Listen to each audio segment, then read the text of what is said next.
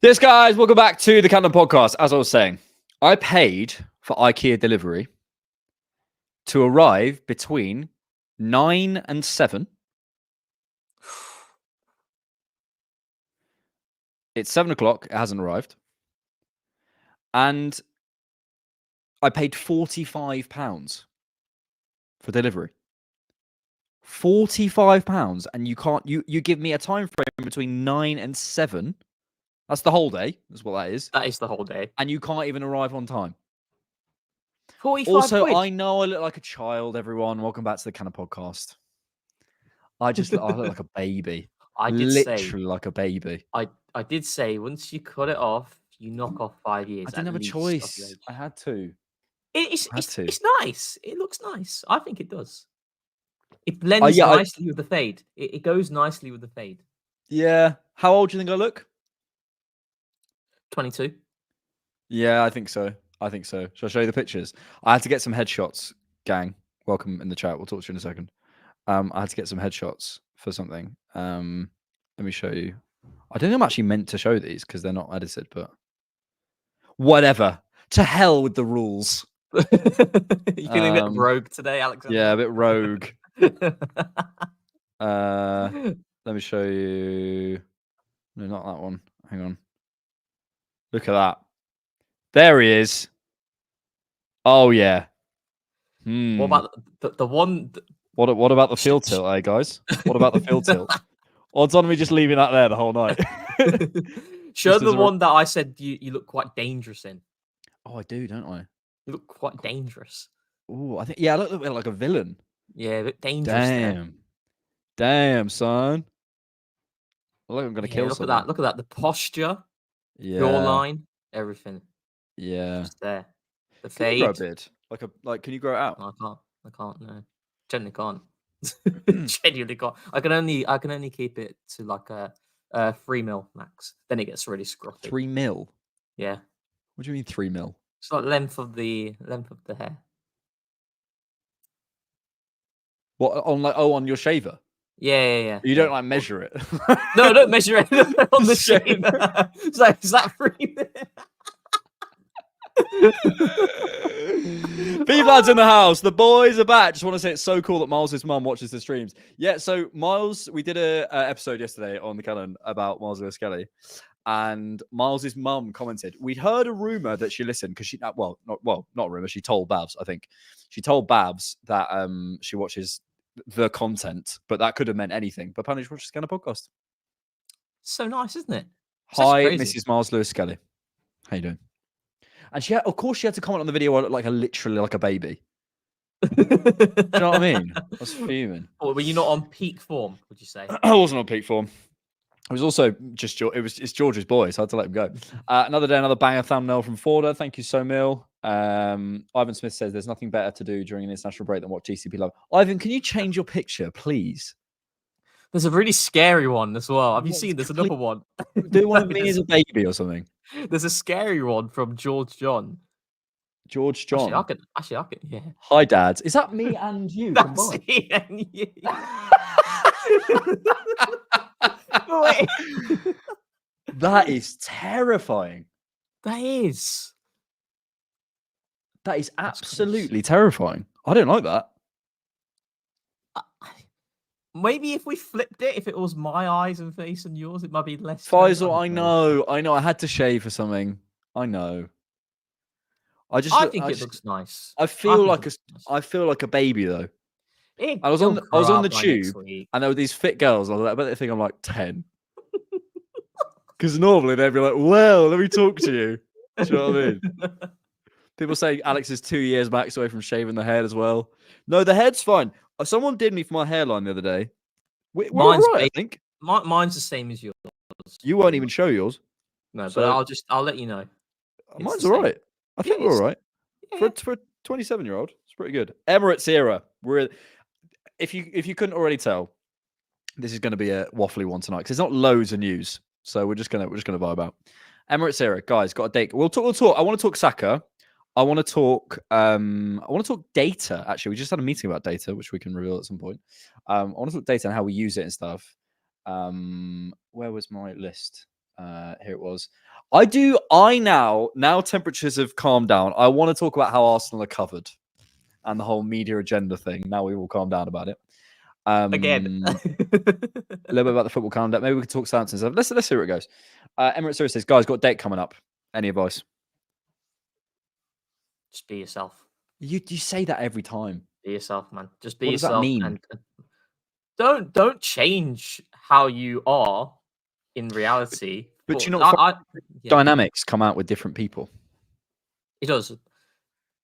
I mean, how many times have you spoke to this person? How long have you been? Yeah. Give us some more context. You got. We want to know. We want to know where you're going. Yeah, exactly. Is it the first time?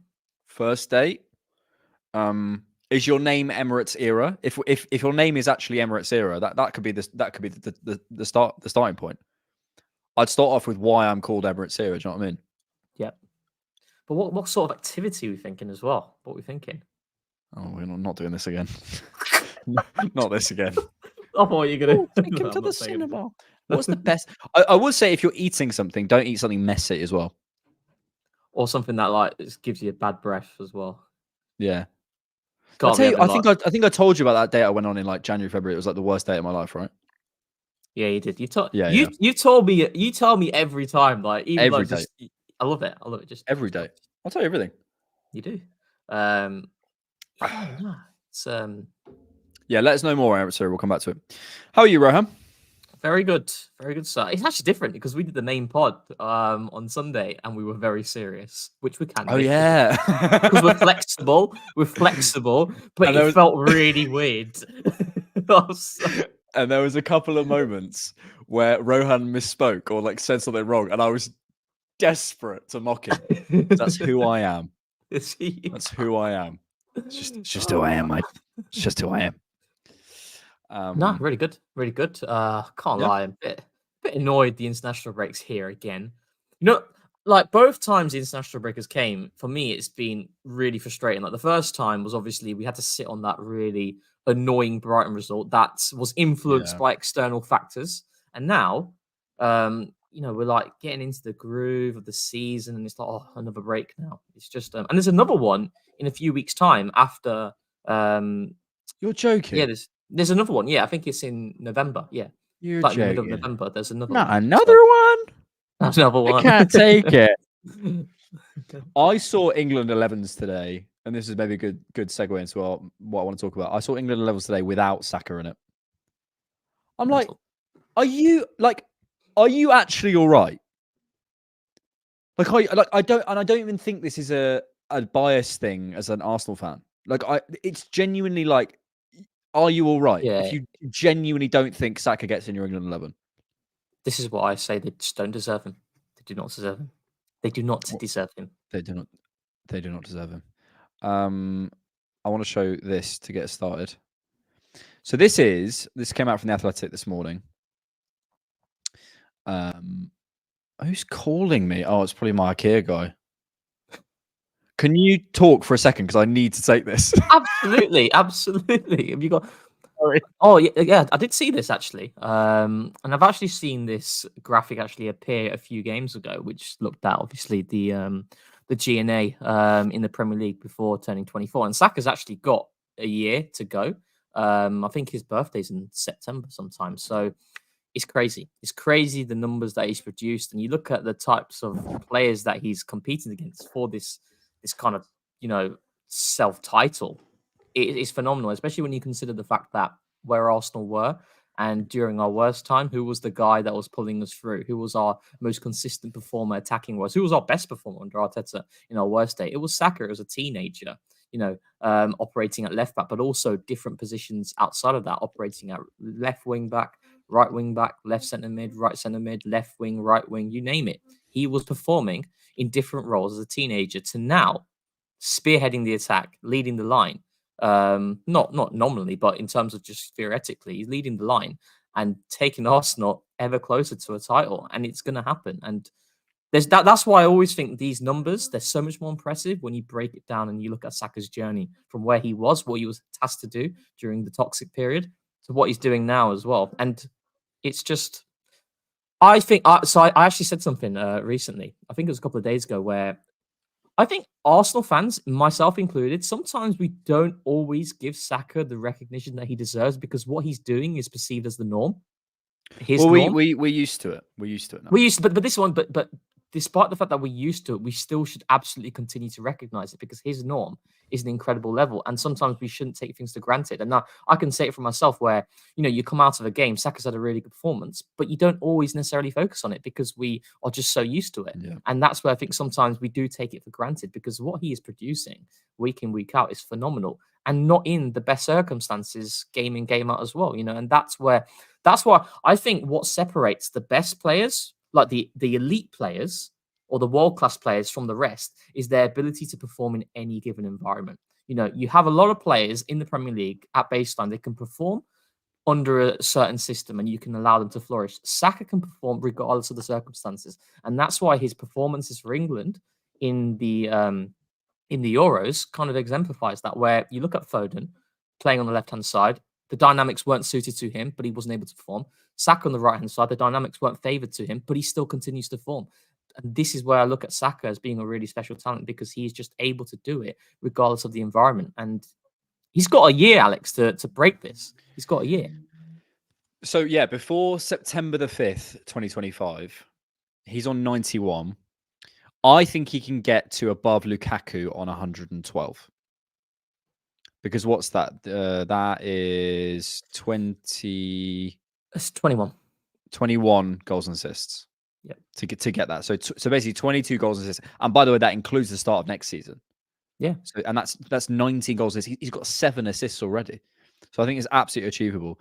It's absolutely, when you consider the context of what, I'm sure you said some of this, but apologies for going over the ground. But like when you consider the context that Arsenal were in, where we were at as a club, where he was played, all those sorts of things, that is mental. It is crazy. Like actually, and also if he gets there, say he gets to above Lukaku, say he gets, I don't know, 113 before he turns 24. And then you look above him, Michael Owen, Wayne Rooney, Robbie Fowler were all playing. Look at the teams they're playing for. 90s, early 2000s. Well, firstly in the best teams, but also in the 90s and early 2000s.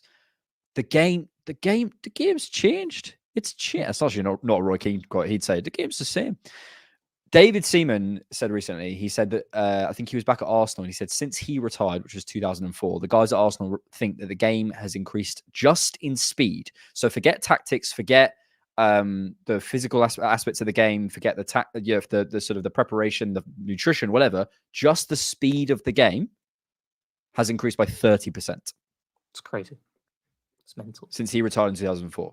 So when you put that on and you say, oh, he's only a couple behind the Robbie Fowlers and the Wayne Rooney's and Michael, we're looking at like an all-time Premier League great. Look, sometimes I think you kind of said this earlier. Sometimes I'll like come up with the sentence in my head, like, is he the most consistent player in the Emirates era? And I'm like, no, that sounds mental. And I'm like, oh no, he is. And then I came up with one the other day and I nearly tweeted it, but I didn't. And maybe I should have. I was like, is there a world that if, and this is a huge if, so please take my if, right? If he carries on doing this, is there a world he is undoubtedly in the all-time Premier 11? If he leaves at 35, having consistently done what he's done for the last, couple of years, which is obviously the question, why can't he be in an all-time Premier League 11? Why can't he be a shoe-in over a Salah? Why can't he? He absolutely can. He absolutely can. Yeah. He can. Sure. He absolutely can. I mean, there's a lot of really... No. You don't know that? It can. Mick McCarthy. Oh, yeah. I always carry on. I'll show it. No. Mick McCarthy, careless whisper. If you know, you know. Do you know, Alex? I don't know, but... Oh, no, the chat will know. But, yeah, absolutely he can. I think there's obviously a lot of star names out there that he'd be competing against. But when you consider the journey that he's had and I don't think we're anywhere near Saka's best level still. He's got so many more gears to go. And I still think there are certain things we can do to maximize him more. Like if I look at the Southampton game as an example, and we're looking at that right-hand side unit, and we can all agree that, again, Saka has given us another incredible performance on the back of a Leicester game as well, which when you look at the numbers and you break it down, it's in the elite level. But you have to ask yourself, is that an environment in which it maximizes Bukayo Saka? It absolutely doesn't, because when we look at the Southampton game, you look at that right-hand side unit, you've got Thomas Partey, who had a really good game at right back, but he's not necessarily going to be that guy who's going to overlap Saka and push him more inside, because he doesn't have that running power that a Ben White does, especially this version of Thomas Partey. And Kai Havertz, who's doing the role really well in terms of when we funnel play towards our right-hand side, Havertz is dropping out wide to support Saka because he's part of that triangle. And we mentioned in the pod, and for me, in terms of that's not maximizing Havertz, nor is it maximizing the team, but that is more down to the personnel that we have available in the absence of Ødegaard. You can argue, obviously, Wanyeri, which we both did, but the point stands is the fact that these players around Saka, as part of that unit, aren't necessarily the guys who will maximize Bukayo Saka, but yet he's still able to perform. And they're not, obviously, Thomas Partey and Kai Havertz, they're fantastic players. But in terms of that right-hand side unit, there are other players we could partner Saka with that is going to get more out of him. And that's why I really want to reiterate the fact that when we look at what he's doing in these sorts of games in which there are so many more gears to go because of the players that he could play around, it's phenomenal. And this is what he's been doing throughout his Arsenal career. And I genuinely don't know how people can't look at him as a world-class player, because not being in someone's England team, I actually would go as far as saying it's actually disrespectful. It is disrespectful. It's genuine, and I'm how far away I am from one of those Arsenal fans who takes everything personally and whatever. Yeah. But at some point, to suggest that someone on that list isn't in your team, and you can put Palmer on the side, and by the way, the whole conversation with Wrighty in the summer, I wouldn't have done it, but it was on my list of maybe, fourth or fifth options because he's so good. He can do that. Yeah. If he's not in your team, oh my God. And also just want to add to this as well, mate. Sorry to slightly cut you off, but if you look at what Saka does in terms of the defensive side of the game. So these are his defensive numbers: 1.92 tackles per 90 in the 85th. This is against attacking midfielders and wingers. He's in the 96th percentile for attacking midfielders and wingers for tackles in the attacking third. The intensity off the ball, tackles and interceptions overall, he's in the 81st percentile. Blocks, percentage of dribblers tackle, dribbles challenge. Look at those numbers, right? Just hold that screen in your head. This is Cole Palmer. Nowhere near him. Absolutely nowhere near him in terms of the numbers. So the highest he gets is challenges lost, which he does well on, does better than Saka. But everything else is in the 18th, 17th, 15th, 3rd, 16th, 12th, 31st, 4th percentile. And I go even further, mate. This is Mohamed Salah. Even less defensive responsibility than Saka. Yeah. Even less. So he's putting up the same numbers. No, sorry. He's putting up better numbers, apart from the Palmer in the start of the season, than a Salah, with a harder job. With a higher workload off the ball. Yeah. It's crazy. And that's why, it's quite petty for me. But when I do see people, not have Saka in their England team, firstly, I'm not bothered because I don't really care about international football like that. I'm more of a neutral, actually. As long as the Arsenal players do well, cricket. Can't lie. If India were actually good at football, I'd definitely be pushing for India. But we're absolutely, oh God, we're horse poo. But I want to go to India with you. I think that's. I'm going India I'm going in December. In December, I can't go in December, but okay. Yeah, no, you can't. Yeah, me and you. Lads trip. We do a live TCP from India. Is it Gujarati you're in? I'll go to Gujarat. That's Gujarat. Where we're based. We go. Me and you in Gujarat. We hang out. We're gonna have biryani every day. Every single day. I understand all your references, all those words you use. I'm like, yeah. But I think with Saka, and like if I compare him to Cole Palmer, for example, you look at Cole Palmer and look at where he's operating. He's operating a lot more inside, and a lot of his. Because teams don't respect Chelsea to the level that they do at Arsenal, there are naturally more spaces that he's able to exploit. Now, that's not me having a dig at Cole Palmer. Cole Palmer, I think, is a fantastic player. But you have to consider the context as well. Bukayo Saka is chainsawed to the touchline, and then he will come inside with certain dynamics that are arriving. Versus a player who's playing more inside where he's got more freedom to operate with the spaces that he has there as well. It's a different ball game. No, it's the same ball game. It's football, mate. Okay. Go on, what are you going to say? So I saw a critique. No, I saw a... No, I'm not going to go there. I think people talk about Saka on the touchline, right? I'm just going to get the tactics board. I'm not saying that this is Arsenal not Arteta not maximising Saka. I'm just saying there's a different context in terms of the teams that we're facing and how they set up against Arsenal versus how teams set up against Chelsea, where they do leave a lot more space. And it is, yeah. Okay, maybe I'm jumping in on a criticism of something you're not saying. So forgive me. I think this is something slightly different. So I think sometimes people sort of say he's absolutely stuck out on the touchline. And like, why is he in there?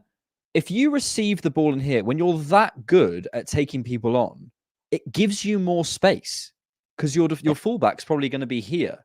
If you are constantly receiving the ball in here, you don't have the space to get the ball under your control, face your defender. Once he gets here, he can take you both ways consistently, which is why he's so good.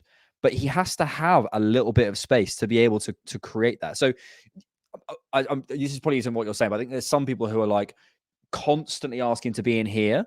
And I get that, but I think he'd have to adapt a little bit. And there'd be players right around him all the time. The fact that he has a little bit of space out here means he can get things under his control.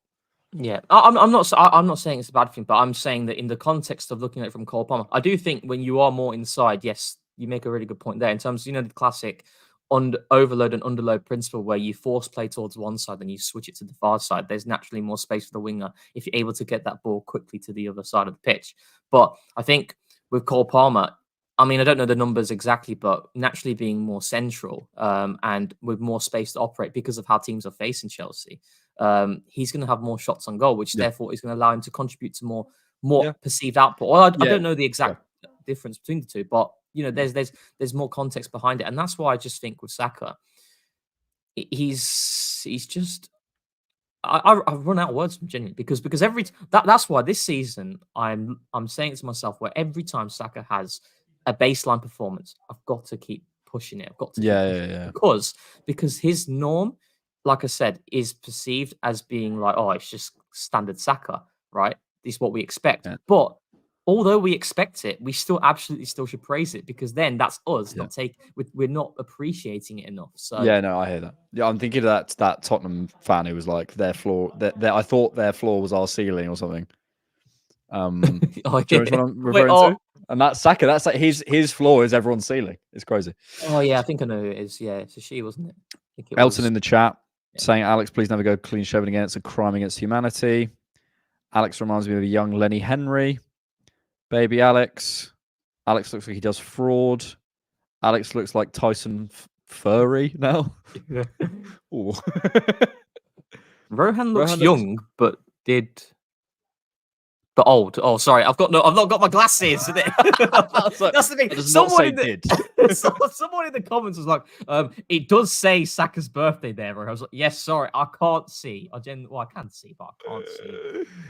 That run says minus 1,000 aura. I think I've lost aura with no beard. No, I'll tell you what. I think your fit today does really work with it though. The black and I do think it works. You're giving me men in black vibes. Do some mogging. No, you need to. Mogging? Do you know what mogging is? Smoldering. Smoldering. Yeah, there we go. Have you seen Zoolander, the film? No. Blue Steel. I want to show you the Mick McCarthy clip. Oh, mewing. I don't know, you kids, what you say. Right. I want to show you this. This is the greatest clip of all time. Mick McCarthy.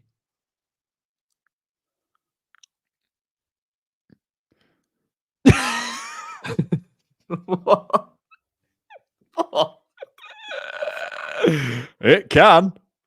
I didn't hear that. I don't think we could hear it. We could. Oh, you can hear it. Oh no! I was thinking like, what? I was just laughing at myself. Wait, how do I? I don't know. You couldn't hear it. Oh, that's really embarrassing. I was just laughing at it. I was like, what's happened? Share screen. But also, I have to share a tab. Is it worth it for the joke? Too much admin. It's too much admin. Is it worth it for the joke? Nah, let's do it. Let's do it. It's always worth it for the gag. It's always worth it for the gag. I just love it so much. What's your favorite like football meme? The Mick McCarthy Careless Whisper one's quite funny. You have a watch of that. That's quite funny. Okay, we'll watch that. Winning 17. Can you hear that? Okay. Yeah, I can hear that. terms of results, Mick, 1 win in 17. It can't go on like this, can it? It can. I do like the Sean Dyche one.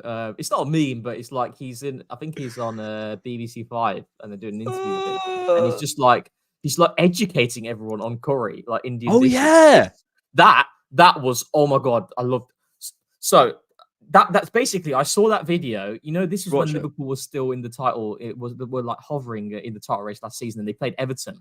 And I was like, I watched that Sean Dyche video before the game. That was the first time I sort of thought, nah, I'm giving him powers today that they're going to win this game. And I think the reason why he won that game was because I watched him and I was giving him the Indian powers there, the Indian powers to donk on the Klopp. I fully buy that. Do you buy it? Chat, do you buy it? I buy it. I want to find that clip. Oh, the Sean Dyche one? Yeah, I've been talking about curry because it's really good. It is so good. This is it. I've got it. Can we break it down? This is peak TCP live. Sorry, this is peak TDK live. Here it is. I've got it because it's really good. It is really good. Trust me, I think I deserve a lot of credit for Liverpool losing. We've got super chat. I'll come to it in a minute. Yes. Can you hear this? Can you hear this? I can't hear it. No, can't hear it. It's because I'm watching it on. Can you hear this now? Press play. Can't hear anything at the moment. Oh my goodness me! I really am a donut, aren't I? You aren't a donut, but you are my donut. Can you hear this one? But it looks fluffy. Yes. Here we go. Here we go. Right, break it down. Tell me if you want to pause and break anything down because I'd love to hear your. No. We're just gonna watch it. Is your rice? Beautiful. Oh yeah. Okay. Right. Is that mushroom right? Stop it there. Stop. It's like mushroom rice. Where he goes. Stop it. There. It's just like, oh yeah. Oh yeah. Oh yeah. Oh yeah. He loves it. But it looks fluffy, nice, fluffy mushroom rice, not greasy mushroom rice. There's some samosas that you can share with your friends. Beauty. Yeah, you beauty. I'm pleased that she's definitely looked after about 6 of us so far. That's good. She wasn't sure if you were going to be a samosas or a pakoras guy. What's the difference between a samosa and a pakora? Oh, I've not had a pakora actually. I've just had samosas. I actually don't know. And that's really bad. Probably that's really bad. I should know. Not necessarily. You're Indian. You must know. Mosas, but I don't mind throwing my hand at anything. So pakoras, just in case. Any particular kind of pakora, or just because sometimes you can have flavored pakoras. No, we're talking very much standard. This man has had a curry in his life. Do you know what I mean? He is a connoisseur. Okay. What she would cook in the house. Good. This is what the family enjoying it. Yeah. Then your first curry is now lamb. We're talking. Okay. Oh, yeah. And that is the family recipe. You see, the oiliness. I love that. I know. Yeah, I buy that. I love the oiliness. Yeah, I know. It's not very good for your it's not very good for you, but it's not good for you, but trust me, that's where the taste is at. That is where the taste is at. That's where it's marinated as well. It's with the ghee. You're not meant to and the natural oil from mate. It's not very good for you. It's authentic. But, it's so good, that is. So that is there'll be that and a variant of that will be served up. It should be some naturally out the meat and then the ghee, isn't it? That should be the mixture, yeah. But just in case you wanted a vegetarian option, there's some chickpea. Chana, I believe it's called. Yep, that's it. Yeah, okay. So impressed there. I was so impressed. Yeah, I think there's fair play to him, man. He really when he knows said like stuff. so he says like people who wouldn't know how to pronounce. He said chana, like it's pronounced chona, right. And like the fact he knew that, like honestly, like brownie points. He's my favorite manager in the league outside of Arteta. Like immediately after this. Herb in. Oh, coriander! I love coriander leaf. Oh, coriander leaf, so good. Do you know what I will say? Firstly, he's really likable, and just the fact that the knowledge he must have had so many. He's many curries to pick up that connoisseur, honestly, man. Fair play. Big up Sean Dyche. What's my other favorite managerial? What's your favorite Arteta moment? Like meme moment. I do like the recent one where like where he talked about, when like in the context of the game, I want to play my way, but in the context of always with the context. Yeah, do you see his eyes? Yeah. Now, all right, now I'm getting annoyed now. Yeah, it's like. Yeah, what's the clip? It's no, I know exactly what you mean, but it's like he says something specific. I love that one. Yeah. It was about I think it was about park the bus, etc. He's like, we always want to play our way, but we have to assess the context of the game. But always with the context. Yeah, it's really good because he's the way he says it as well. It's so nice. I think I like You Can Always Get Better in Life, innit? Yeah, it's one of my faves. Ivan Smith says, Alex, if you ask nicely, I'll change my picture.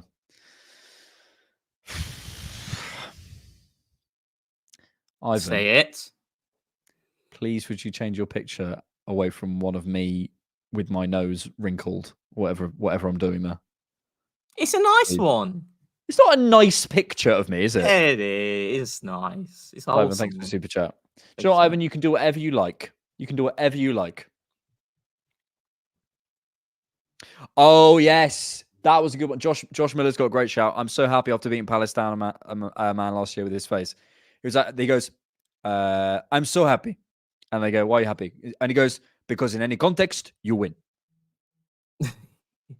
Because he was obviously that one properly. He was obviously fuming. Yeah, he was obviously fuming about the Tomiyasu. I've referenced it a few times. That was it. It was the Tomiyasu game. Let me try and find it because he's so short with the manager. Oh, that's John Cena. He's so not the manager. Sorry, he's short with the reporter. You're just short, but he. No, we're beating these allegations now. No, we're beating them now. So in my workplace, we had like a health monitor machine installed, and it can check your blood pressure, it checks your BMI, etc. But it starts with your height, right? And my height, it measured it as 5'10". 5'10". And I'm telling you now. When? Did it on Monday? No, when did I ask? What do you mean? I've lost the joke now. I can't find it. Yeah, no, that's nice. That's nice, Rohan. That's nice. We all believe you, mate. 100%. Right. Southampton. Should we talk Southampton? Yeah, let's do it. I mean, we spoke about it on the main pod, but we can definitely go into it, can't we? I keep forgetting you were at the game, weren't you? I was up there. Yeah, I was at the game. Yeah, you saw over the barrier. I was upper tier, actually. What I will say is, I hate upper tier. I genuinely hate upper tier. I'll tell you why. Because I feel the atmosphere is it's not like lower tier. Or lower tier, you're in the thick of the action and you're there, you're like in the moment. I feel like upper tier, it feels a bit like I'm watching it on TV. And if I want to watch it on TV, I'd rather just watch it at home. And as you know me, I watch every single Arsenal game back twice. First time, the second time. So I don't care about the view when I'm at the game. I'll go there for the atmosphere. I genuinely, people would think I'm this like massive nerd. I am a massive nerd, but trust me, the passion. People think I'm this massive nerd, which I am. Really? No. But honestly, like I like when I go, I just like watching it as a fan. Like genuinely, you naturally pick up on certain things, but I just like watching it as a fan. But yeah, I think after I watched it back, I actually felt our first half was quite underrated. And I know people might not agree with that still because of the fact that we think we had one shot on target in the entire first half against Southampton. But I'm telling you, the amount of situations that we generated in the final third, the amount of touches we had in the box, I think we had like 30 plus touches in the box in the first half. That is more down to a lack of precise final action. And that's what really hindered us in that first half. And there were a lot of aspects I really liked. We mentioned it in the pod on Monday, things that I wasn't too happy with. But that's also as a consequence of the players that we have at our disposal. Now, for me personally, what I'm referring to is the fact that when I'm looking at our right-hand side, and Kai Havertz, and I think we could probably talk about him, a player that I really do want to focus on. Kai Havertz is, firstly, he's not playing as a centre forward at the moment. He is literally playing in the Ødegaard role nominally, especially when we're forcing play towards our right hand side. You only notice his movement in the box more when we're funneling play more towards the left, and then he attacks it when we're looking to switch. But when we're funneling through the right, Havertz is dropping really wide. And what I really want to mention is the fact that he's doing it really well, And this is the level of flexibility that Kai Havertz has given Arsenal. But it's not maximising him, nor is it maximising the team, having him predominantly drop into those areas where when he is at the focal point as the centre forward, false nine, it doesn't matter whatever you want to call it, he's situationally dropping into those areas, playing wall passes and then getting into the box. Whereas when he's playing in the role that he is right now, against Leicester as well, is that he is tasked to predominantly drop into those areas to support Saka. And I do think that the Leicester game where Ethan Nwaneri came on, the big switch that we had is that obviously Ethan coming into the Ødegaard role and taking up those zones, it meant that he could combine with Saka. You've obviously got Timber there to support that specific unit.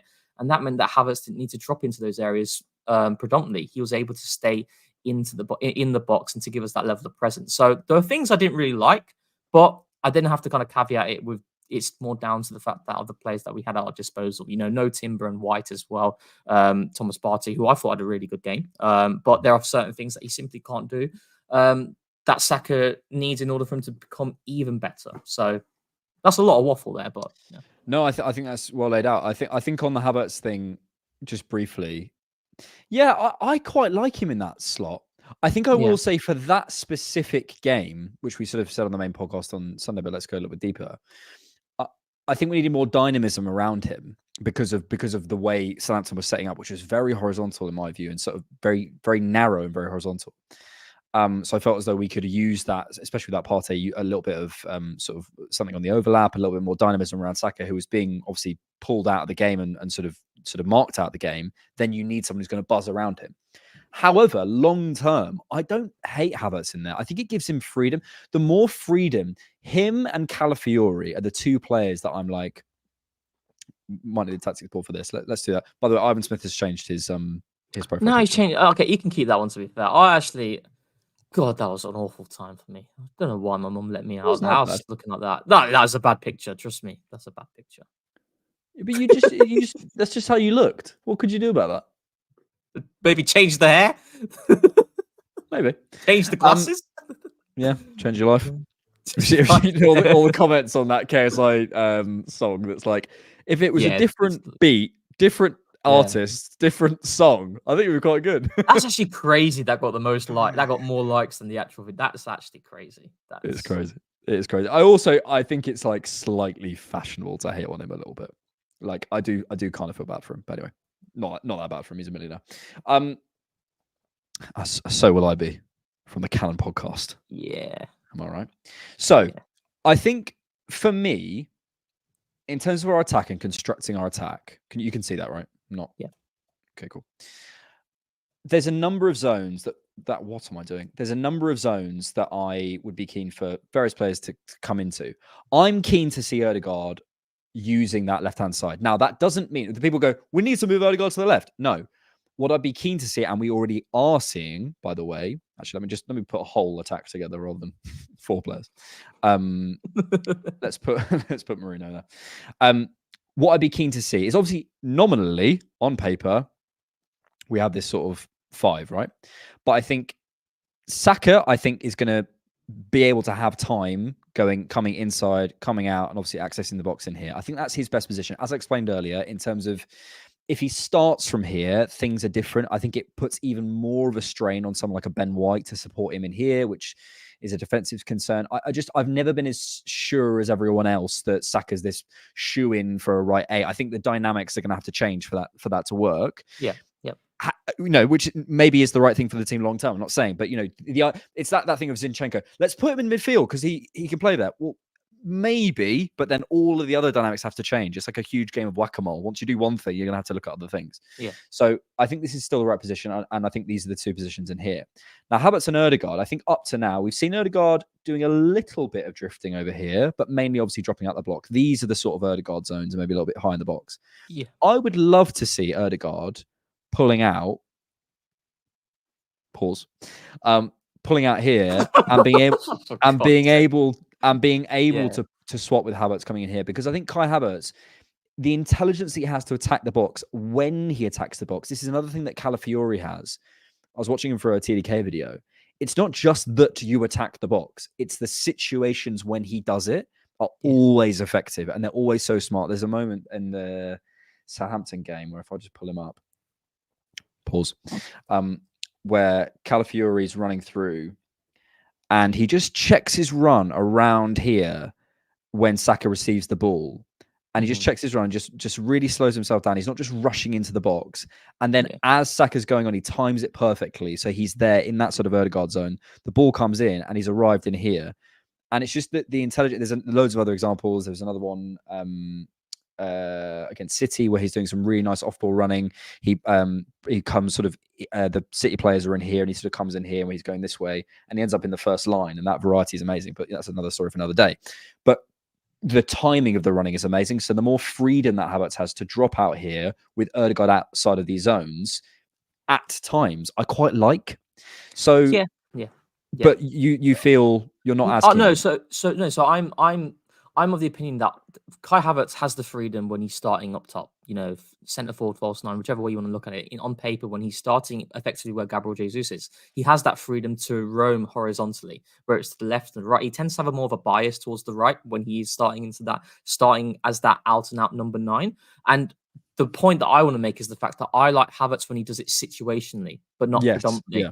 Because what we saw a lot in the first half at times when we funnel play towards our right-hand side, Havertz is there, like I said, he's there to support Saka. There were 2 instances where he's putting half-space crosses into the box. I find that very counter. Yeah, that's not where I agree. So it's not a case of restricting Kai Havertz to a box role, because that's not what the role he has when he starts as our centre forward. It is very much more like a false 9 who's able to drop into different areas to facilitate, to overload. But when we ask him to be that on paper Martin Odegaard replacement, which is what it is right now, is that we are having him receive the ball in these areas and he's getting a lot of touches where he's then asked to do stuff on the ball with time. Whereas I think Havertz, when he's on the ball, he's at his best when he's playing with more instinct and he's knocking it really quickly and he's playing wall passes. I think that's when he's at his best. But what I want to maintain, and this is where I wanted to go with Havertz, is the fact that we are seeing a player who, for me, again, it's not maximizing him nor the team, but he is maintaining an effectiveness and productivity. He did it against Leicester, he did it against Southampton.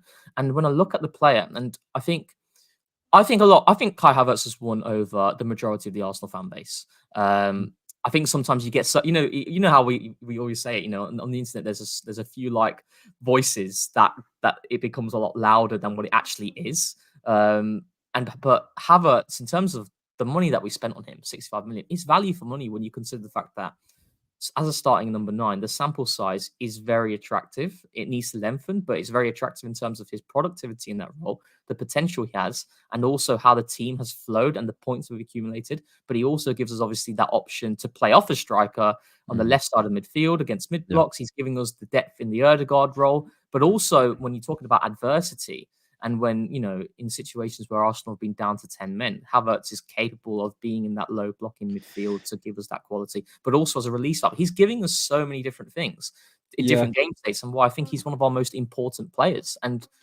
it's crazy when you consider how the narrative... Oh, of course, yeah. I just like that freedom he has, especially with Saka, to create him a little bit of space. I think Havertz's runs in sort of these sorts of areas, pulling defenders away, Odegaard doesn't quite have the running power to really move lines through his running. And it gives Saka a little bit of space. But I agree with you. If Havertz is the one, and again, it's all situational. If they're camped on the edge of the box and Havertz is the one dropping out, putting half-space crosses, do me a favor. Counterintuitive, isn't it? Pointless. But I would like to see more of Odegaard over here, especially in those types of situations, because he has that slip ball.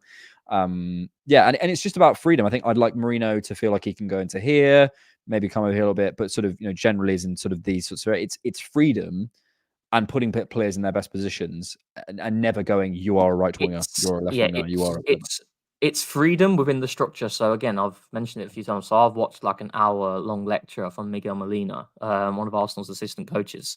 Mate, honestly, it's so insightful. But he talks about so many different things about Arsenal's DNA, the principles, tactical periodization, which is where they do lots of different like training routines, positional games, situational games. What I want to say is they don't do many positional games. It's more situational games that they do at Arsenal, which is just... And he mentions how, there are certain things that are absolutely non-negotiable that we do. And one of the things is, for example, Arsenal maintaining 4 lines of height minimum. And the reason they do that is to aid the counter press, but also to aid progression where the distances aren't too big, and also to give yourself security in your rest defense to deny transitions, the volume of transitions. But one of the things that he mentioned was the fact that I lost my trail of thought now. I've completely lost it. Miguel Molina, 4 lines of height.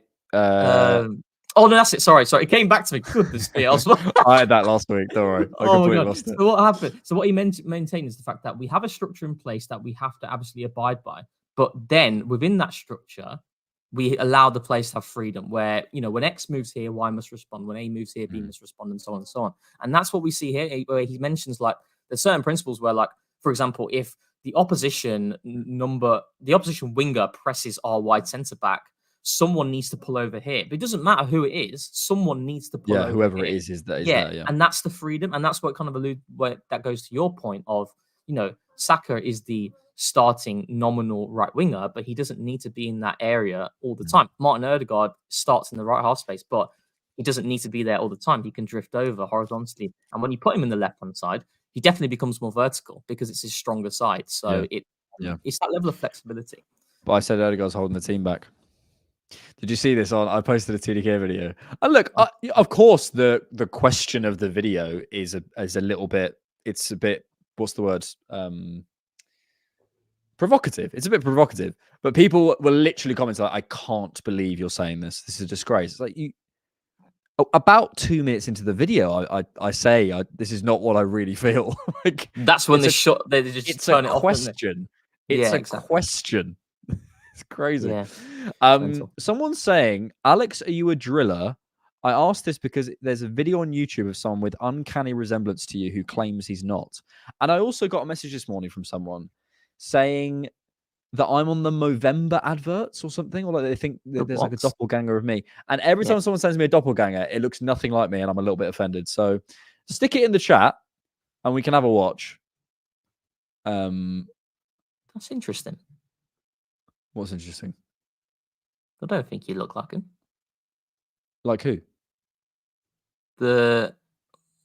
What you just said, the doppel.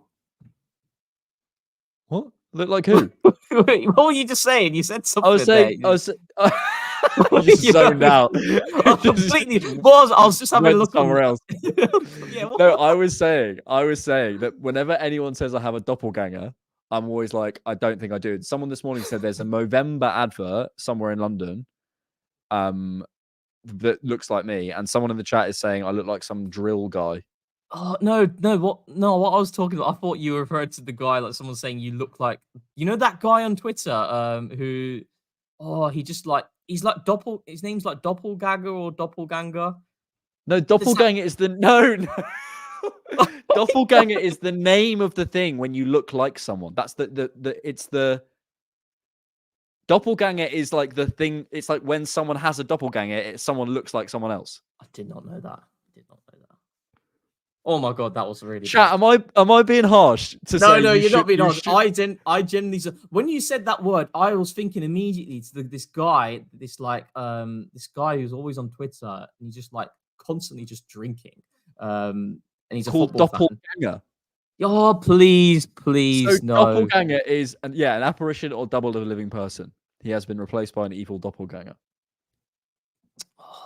I don't know what his name is though. I'm going to research it and then I'll get. I've cooked you for way less than this. Way less than this. Oh my god. Meritocracy? Oh, that was bad. Literally just. Oh my god.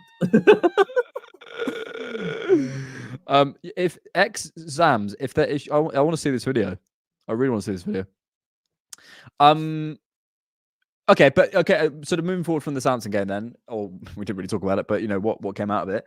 Start to the season, I want to look at the data now and sort of where we're at and just look at a couple little things, but I'm pretty happy. I'm pretty happy with the start. In fact, I would argue I'm maybe even very happy. What I will say is, did you see that graphic from Mark Stats, which looked at our expected goals for and expected goals against 11v11, excluding the period in which I can find it actually. No, I'll find it. Keep going. Oh, you got it, yeah. For me, one of the big takeaways that I wanted to the key points I wanted to actually get across outside of tactics is the fact that we need to normalize teams generating isolated moments in game.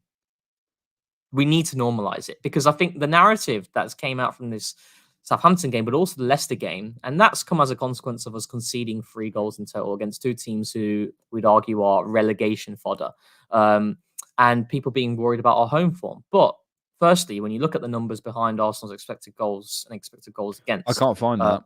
Where is it? Find. One sec.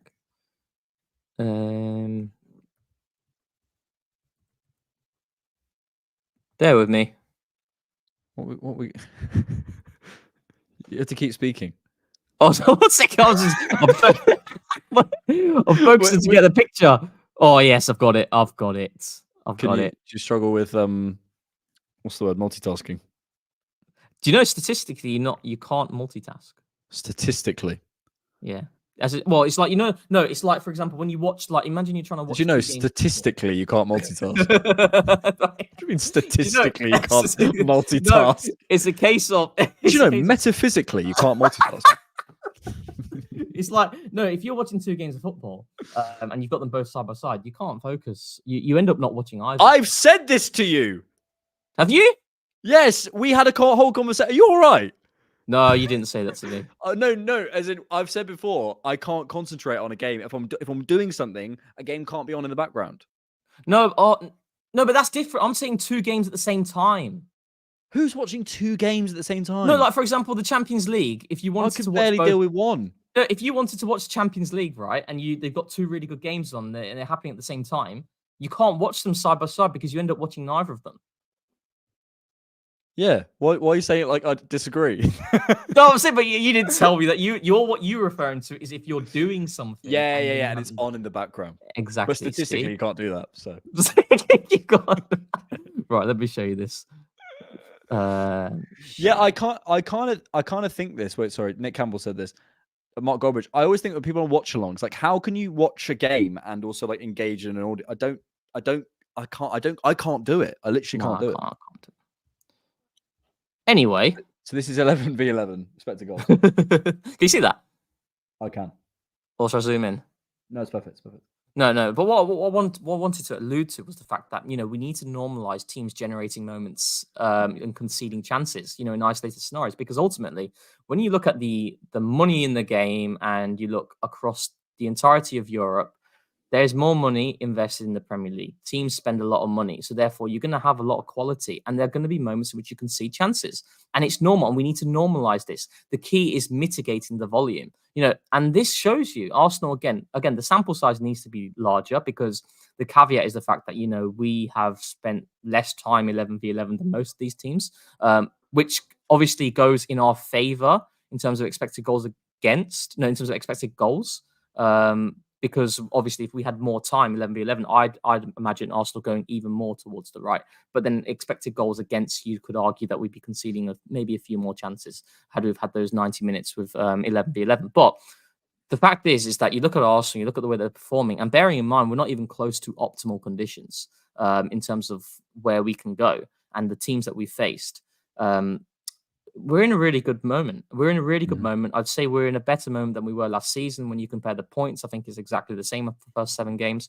But Arsenal are in a really good position to really go ahead now. And I really do think that, in general, the levels that Arsenal have hit under Mikel Arteta in terms of defensive stability, out of possession control, etc., has led to people being really worried about Arsenal conceding a couple of moments in game. But it's totally normal. It's totally normal. Look at Manchester City, the moments they're conceding. Liverpool also conceding moments as well. It happens. It's just about mitigating the volume. And Arsenal are doing that. They have been doing that under Mikel Arteta's tenure for God knows how long. So that's what I wanted to really push forward. No, I completely agree. And I think you're right. Like, and also every time a player makes a mistake, there's always a narrative. Oh, do you whatever. It's like players make mistakes. Things happen. Things go wrong.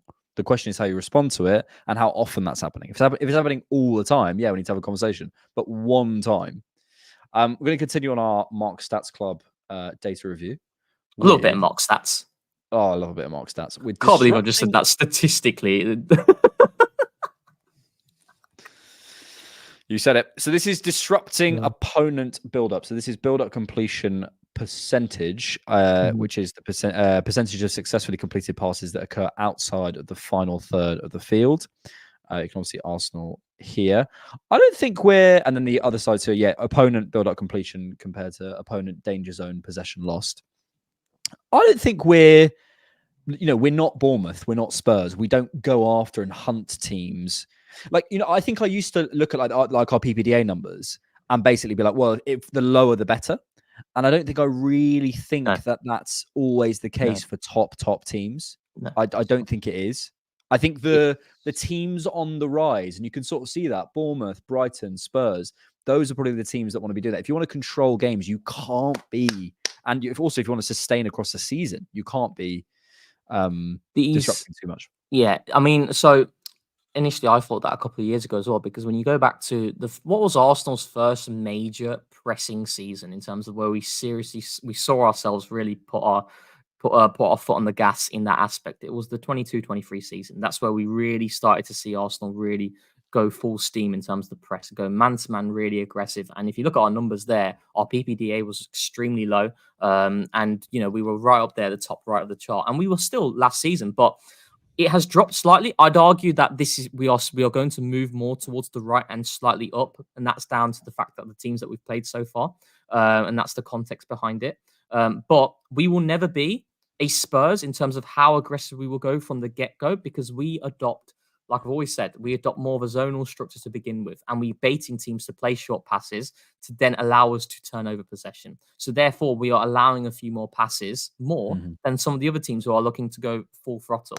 And also, when you have more possession, there's less opportunity to be disruptive. So yeah, exactly. But I think this is where, and this is where I always point to the fact that when Arsenal, the intentions of our press, you've got different intentions. You have the one which is to force them to go long immediately. The other is to cage them towards one side and suffocate. And one of the principles that Miguel Molina mentioned in that lecture was the fact that we want to force to one side and avoid a switch.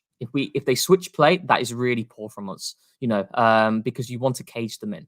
And the other is obviously baiting teams into playing short passes in the middle of the park. And I actually took a really nice picture of our press on Saturday. I don't know if you want to see it. Jesus. Yeah, go on. I don't know what I've sort of adopted this kind of like annoyed uncle thing to you being a nerd. It's just like a bit I do. I actually really love it. You're gonna love this. You're gonna love this. This is gonna. I'm away. So in 2 weeks' time, I can't do a TCP live, and I think it should be you and George doing Thiago Motta's thesis and the Miguel Molina video. That would be elite. Que piensas, Rohan? Right, let me share my screen now. Then sudden silence as I try. Today would be good. There he is. But you can see here. By the way, do this, and then I'll say something. Yeah. No. Say what you want to say. It was a silly thing. Basically, that I was here, so my camera was on, but I wasn't on StreamYard. Rohan put me in the thing, so he could hear what I was saying, but I couldn't hear what he was saying, and I could have been slagging him off. You could have. You weren't though. You're being a very good boy. You're being a very good boy. I was talking to my housemate. Okay. But you can see here. I don't have my phone on usually during games, but I saw this. I just want to take a picture of it because it's a really good representation of our Arsenal's press and how they kind of start. Again, it alters in terms of the team and their formation, etc. But you can see here in terms of where Declan. I'm assuming you can see where Declan Rice and stuff. It's pretty easy. Might want to zoom in like a touch more. Yeah. Let me go back to it. How's that? Yeah, that's great. And maybe just go a bit more actually. Maybe use your mouse to show us who you're talking about. Can you actually see that when I'm using my mouse? Yeah, I can see your mouse. Yeah. Oh, nice.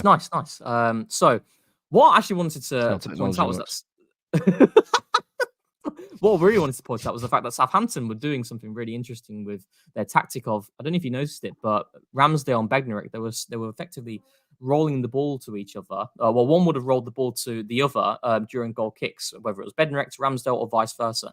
And the reason why they did that is so that Arsenal couldn't effectively force them to one side immediately, because obviously we have to start just outside the edge of the box. And usually what teams do is the two centre-backs are spread a little bit wider, the goalkeeper will play it to one of them, and then we can immediately curve our press. But when Ramsdale and Bednarek, they were close to each other and they could just roll it, whether it was Ramsdale or Bednarek, they could then receive it and then start vertically. And that meant that they could open up the pitch through both sides. Now, that was the tactic and that was the intention. And actually, in this game, we weren't actually able to force them towards the left-hand side predominantly, which is what we tend to do. We had to go towards the right at times as well, but we adapted really well. And again, the number of turnovers that we created was fantastic, and a lot of situations that could have ended up with a goal as well. But if you look at our structure, you've got Declan Rice again standing in between that pivot there. If you look at Southampton effectively operating in that 4-3-3, now, the way that I always look at pressing structures and how to kind of understand who has an overload in what areas, if you look at Southampton's last line and our defensive line,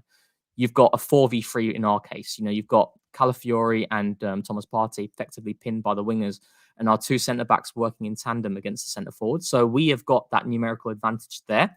But what that means is that in Southampton's build-up, they've got an overload there. But we're happy for that because we've got someone like Declan Rice who initially is starting in a position where he's kind of baiting them in. He's baiting them into play short, and that's where we can kind of turn over possession. But the press is very, very intelligent. Right? If Southampton are curving their play towards, you know, their right-hand side, then Sterling will then drop a little bit wider, and Rice is coming here, and Saka comes in field to mark this guy. But then likewise, if it's towards the standard way in which we funnel play towards their left, you've got Havertz going into the centre-back who'd receive it, Saka then locking onto the full-back, and then Rice kind of jumping wider, and then Sterling this time coming narrow to the far side midfielder. But that's the principle, and you can see where we're encouraging more short passes effectively.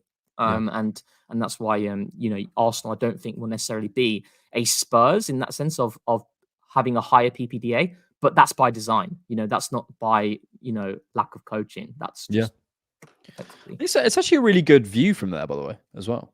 It is, yeah, but I can't lie. But tactically, to be able to see that sort of stuff. Yeah, it is. And also, I suppose also from Southampton's perspective, it's very brave to give Ramsdale that.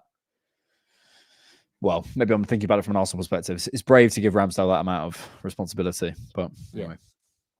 So you hate Ramsdale, yeah? You hate Ramsdale. Yes. You thought he was a bomb for Arsenal. I hate Odegaard as well. I said he should come out of the team. That's what I said. Another one from Mark Stats Club, our boy. Just Mark.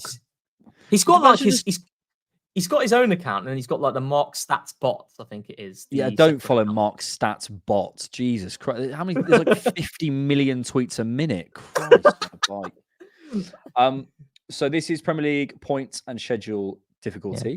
So Arsenal, you can see, is on the... Is that the X or the Y axis? I always forget. That's the X. The X. How do you remember that? What? Like, is there like a mnemonic or anything to remember it by? So it's like, you know, like you're doing Y versus X. So Y versus X. If that makes sense. Yeah. No, I'm saying, how do you remember which way round it is? Yeah, so the way I look at it is like if Y against X, I always associate the first one being on the vertical line, and then the second. Yeah, this is better. Y is a vertical part. Thank you, George. Yeah, I'm saying like a way to remember it. Oh, I mean, okay, yeah. Thank God for George. Right, okay. So on the X. Oh Lord. Points per game, and on the Y we've got the average opponent rating. Obviously that's going to be subjective compared to, you know, what Mark Stats is using to actually talk about it. But yeah, I think that's kind of how we felt. We've faced like fairly difficult opponents, sort of maybe middle of the road, certainly compared to I'm not sure about City. No, I wonder if this is looking at down a little bit. But Liverpool, I would agree in terms of with their average opponent rating. Liverpool played some really easy fixtures, but I think it's about where we feel. We played harder fixtures than Newcastle, Villa, Liverpool. The only one, probably wouldn't agree with is Man City in terms of our local, sort of the rivals around us. I think we've had a pretty start to the season. I think they're probably looking at it from what position in the table from last season, aren't they? As a way of kind of doing these ratings. Probably. Yeah, I'd like to know. I'd like to know why. And I guess also this can't take into account like game state and 10 men and, you know, derbies and things like that. So I would push us further up based on my Bias, definitely but there push you us go. up. I'd definitely push us up. But again, like we're in a really good place. The teams that we faced, the adversity that we had to go through, the injuries that we've had to cope with as well. We're looking really good. Looking really good. And you're looking good, Rohan. Why is the vertical part? The penultimate one that I Do you hear my got, chair there? no, Oh. was press resistance. So this is again build up completion, which is just to remind you all at the bottom, the percentage of successfully completed passes that occur outside of the final third of the field, and danger zone possession loss. So I'm presuming in your own third. That's what I would say. Yeah. So we're doing very well in terms of not losing the ball in our own third. Very, very well compared to Man City. I would say this build-up completion percentage in terms of successfully completed passes, I would say it's probably looking at our play style without Ødegaard. In terms of, I think we'd be further over to the right if we had Ødegaard, is what I would say. Also the teams that we faced as well. That's the context as well. But again, I don't think our the context. I don't think our build-up completion percentage will ever be towards where Manchester City are this season because of the types of players that we recruit as well. Because we do like to go long a lot, and that is a staple of our play. And this is where you kind of distinguish between different teams. While we're not a pet side, we have our own identity, but it will move over towards the right. I'd argue around. I'd be very happy for Arsenal to be in and around where Brighton are, and maintaining that level of heights, on the y-axis. The vertical parts. Statistically, I know that is actually so. Statistically, you can't multitask. It's just such a crazy quote. We need to start writing some of these down. I feel like it's just me doing the poor ones. No, I've said some mad stuff. I've said some absolute bad stuff. Hang on. Statistically, you can't multitask. Meritocracy. What else?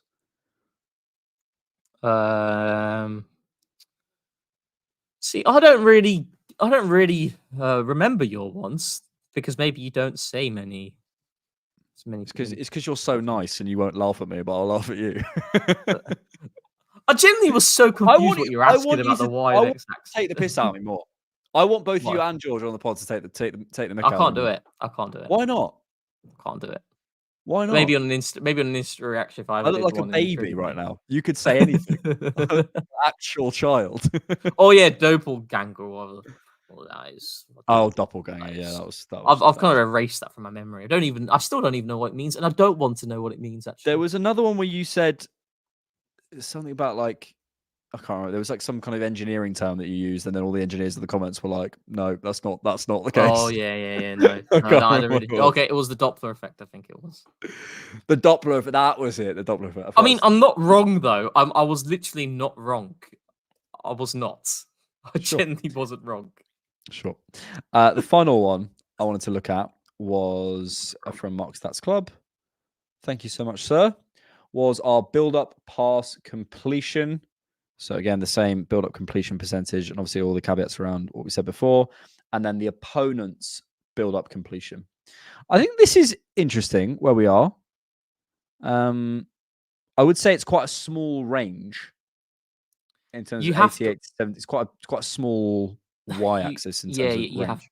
You also have to consider, again, and I've mentioned it many times, you have to consider the game state of being down to 10 men against Manchester City for an entire half, against Brighton for an entire half. Two teams are looking to play from the back. They're going to be building a lot of these attacks, with success. But that's part of the design of what we are tasked to do in those specific moments of being comfortable in our own half without the ball. So honestly, I think this is where, I always caveat with certain, even with the even with the 11v11 expected goals and expected goals against, we need a bigger sample size. We need a bigger sample size to be able to draw concrete conclusions to it. And I think this is another one in which you're going to see Arsenal again improve with more games that occur. I also think what we trust in ourselves is our dual capacity at the back. Yeah. So, especially against Southampton, what I was feeling was we were not letting them play out, but we were kind of letting them get to the second line because we knew Calafiori, you're gone. We knew Gabriel, you're gone. We don't need to jump on you. As you said earlier about what Ramsdale was doing in terms of, the baiting in the press or whatever, making that first action, and then we go after you. So I think, like, yeah, I don't know. I that's what I forget. I think we're so comfortable that Gabriel is gonna win his duel, Saliba's gonna win his duel, Calafiori is gonna win his duel, Marino, whoever it is, that I think we're more that way. But I'm surprised at that, to be honest. I think I would have expected us to be higher, not further along, if that makes sense. Yeah. I mean, because we do press. Like, it's not like we never press. No, we do press. No, we. I think we always press, but as in always press.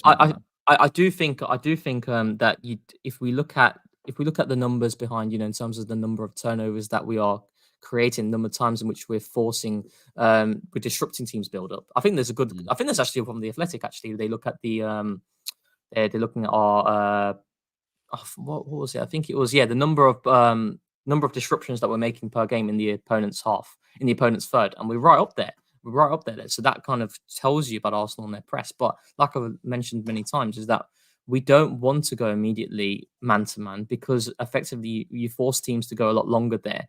And yes, that helps us in terms of our dueling capacity at the back, but it means that we can't create situations in which we can create like mini transitions where we force teams to play out and then we win the ball. And then like Miguel Molina in that lecture, he mentioned how, one of the best ways of creating really good opportunities is through your counter press and baiting teams in, because that's where the spaces then open up when you force the opposition to lose the ball. And there were many moments against Southampton that we saw that as well. So yeah, but it's another one where just we need the bigger sample size as well. And we've got Bournemouth next, and we've got there's a lot of games to play. And I always think after 10 games, 10 games, you'll start to be able to draw real conclusions through the numbers.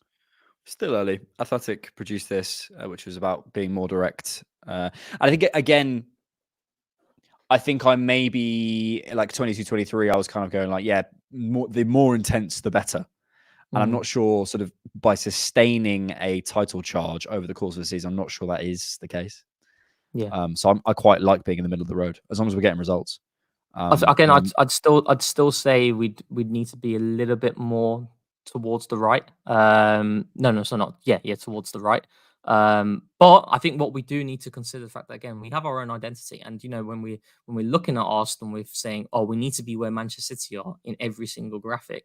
It's not the case, because we have a different blueprint as well. Yeah, I think that was our reference a couple of years ago, but now it really isn't. Now it's not, and just look through the way that we recruit certain players. Actually, and how I think I remember us saying that a lot, like, or certainly maybe you being like, and look where Man City are, and look where we are. Remember that us being that being a thing, and it's now shows how things have changed, isn't it, in terms of how we sort of formulate it to ourselves. Arsenal AFC's in the chat. Do you want to say hi? It says hi, Alex, first. Yeah. You were second. So you should say hi. Hi. Bram, thank you so much for your contributions to the channel. That's very kind. Very kind. Good. I've got more topics, but it feels like we've been too serious for too long. So we have been very serious. We've had some brain farts. I feel like I've had quite a few brain farts in this stream. You don't help yourself, again, with where the camera is, about the short allegations. I don't even care about the short allegations anymore. I know how tall I am, and I like the camera. I don't like the camera light here. I don't like it there. Why not? Actually, maybe it's better there. No, I like it like that. Yeah, great. Perfect. Hi, George. Rohan to suggest a Saliba chant, please. Should we come up with a chant? That one. There is that one on TikTok. Let's write a chant right now. Chat, we're going to write a chant. And we're going to Chat, we're going to write a chant that gets going at the Emirates off of CannonPod Live. That's what we're doing. You do realise that those chants start in away days. They don't start on the CannonPod podcast. We're starting live. Right, we're going to start one. Who do we want to chant about? Saka. What's Saka's one? Bukayo. Saka. That's good enough. I like that one. Good. You know the Gabriel's got one. So David good. Raya hasn't got one. Yeah. David Raya hasn't got one. A Kivior one would be a little bit more, like left field. I think or maybe Calafiori. Calafiori hasn't got one. Calafiori's got one, I think, hasn't he? Has he? Oh. Okay, candidates. I'm writing this down. These are my notes when I had to George, I had to cut out something you said and I'm not going to to cut something George said out yesterday.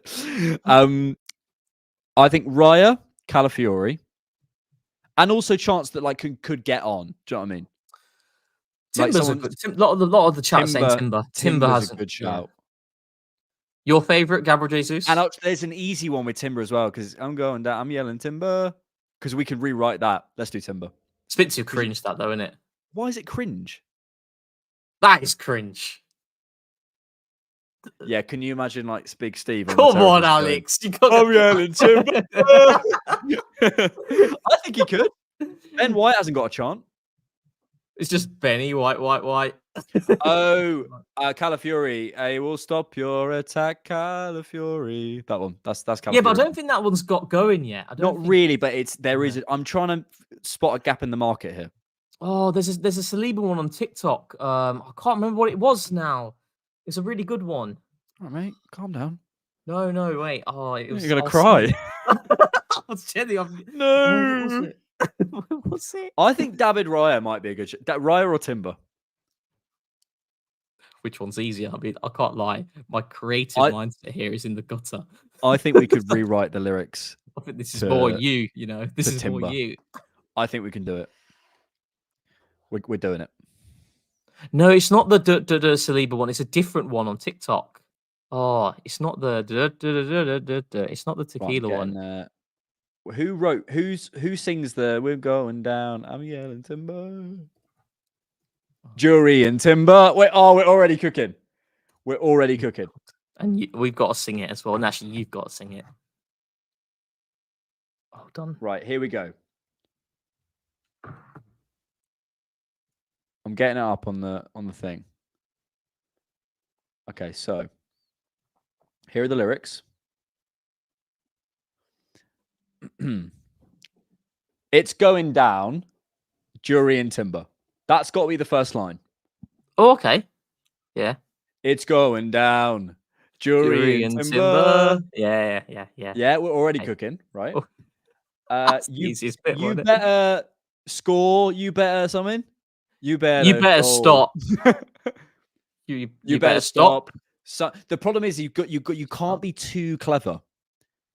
You better stop, or you'll be dealt with. He'll make you move. He'll make you dance. I quite like that. He'll make you. He'll make you move. He'll make you dance. Yeah, go for it. Yeah, that's okay. That's quite good because again, it can't be too far away from the original lyrics. Now this line has got to change. This has got to be something about Arteta, I think. Just put that as a little note. He'll make you move. He'll make you dance. Da da da da. Mikel Arteta. Wait, that doesn't make sense. He'll better. Oh, okay, no, it does. Hang on. He'll. Hang on a minute. He'll make you move. He'll make you dance. Da da da da. Mikel Arteta. Yeah. You're cooking. You're actually cooking. All right. Here we go. What should that be? Chat line. He plays for us, Mikel, or something like he. Do you know what I mean? He plays for. Oh. Yeah, if you're just joining us now, Dane, we're trying to make a Jury and Timber chant. It's going down, Jury and Timber. He'll make you move. Don't do it at the same time because it's gonna. It's going. No, it's synergizing. We're synergizing. No, but as in it'll just be cross. No, you. I'm not saying you don't sing. No, I'm saying. Bought him from. No, you were cooking. Yeah, bought him from. Ajax. That can work. Mikel Arteta. Nah. He wins the ball for Mikel Arteta. Yes. Who was that in the chat? Nikki. He wins the ball. Oh, that's for Mikel Arteta. Yes. That's good. Nikki's cooking. Nikki's cooked. He wins the ball for Mikel Arteta. He'll be the one you won't forget. Yeah. Oh.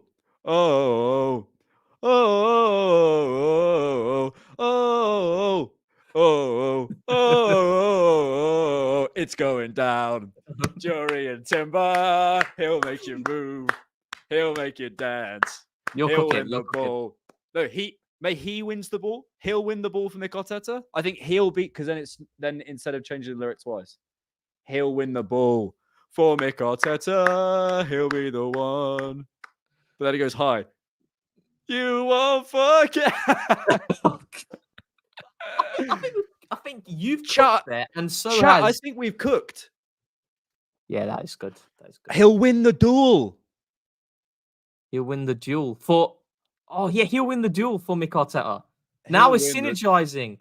duel Now we're for synergizing. Mick Arteta. Yeah, that's great. Yes. That is great. That's it. That's good because we've applied the context now. We've applied the context. The context. I always want to win the game, but with the context or whatever it was. Always with the context. With the context. Chat, I think we've cooked.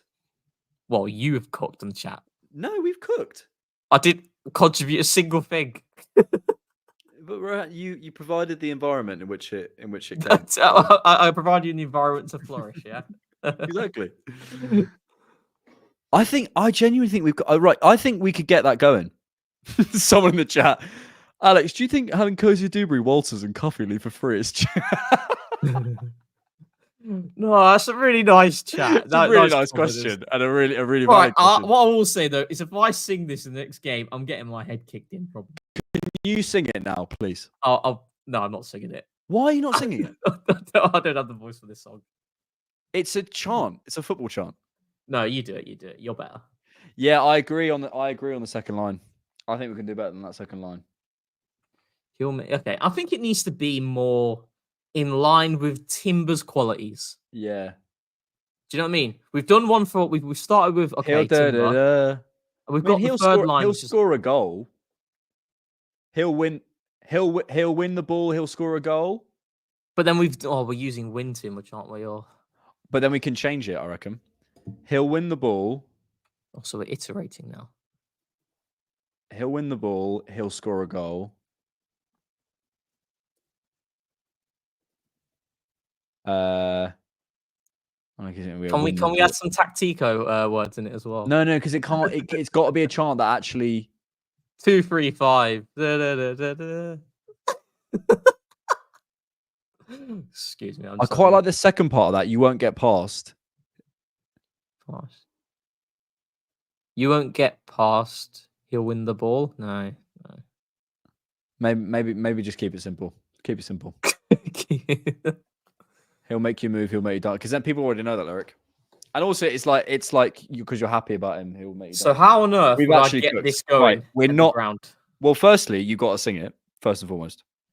That's definitely not happening. Do it. No, he says do it. I can't sing. I've got a sore throat. No, you haven't. That's a lie. We'll do it. Should we do it together? No, but you're better. You're cooking. It doesn't matter. No, you're cooking. Chant. You're cooking. Good. Go.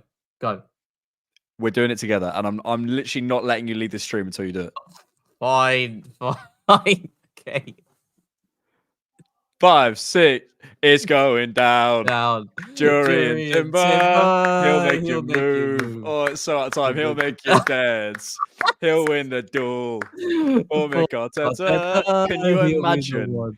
Oh my god! Lee If I Gunner sing this that right here, now. I'm getting my head kicked in by someone. I know. Can you imagine Lee Gunner watching this stream?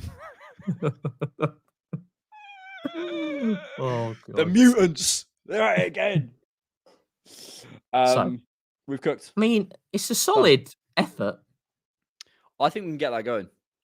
Bit more iteration and bit more time. You're gonna sing that next time you go. You're singing it. Yeah.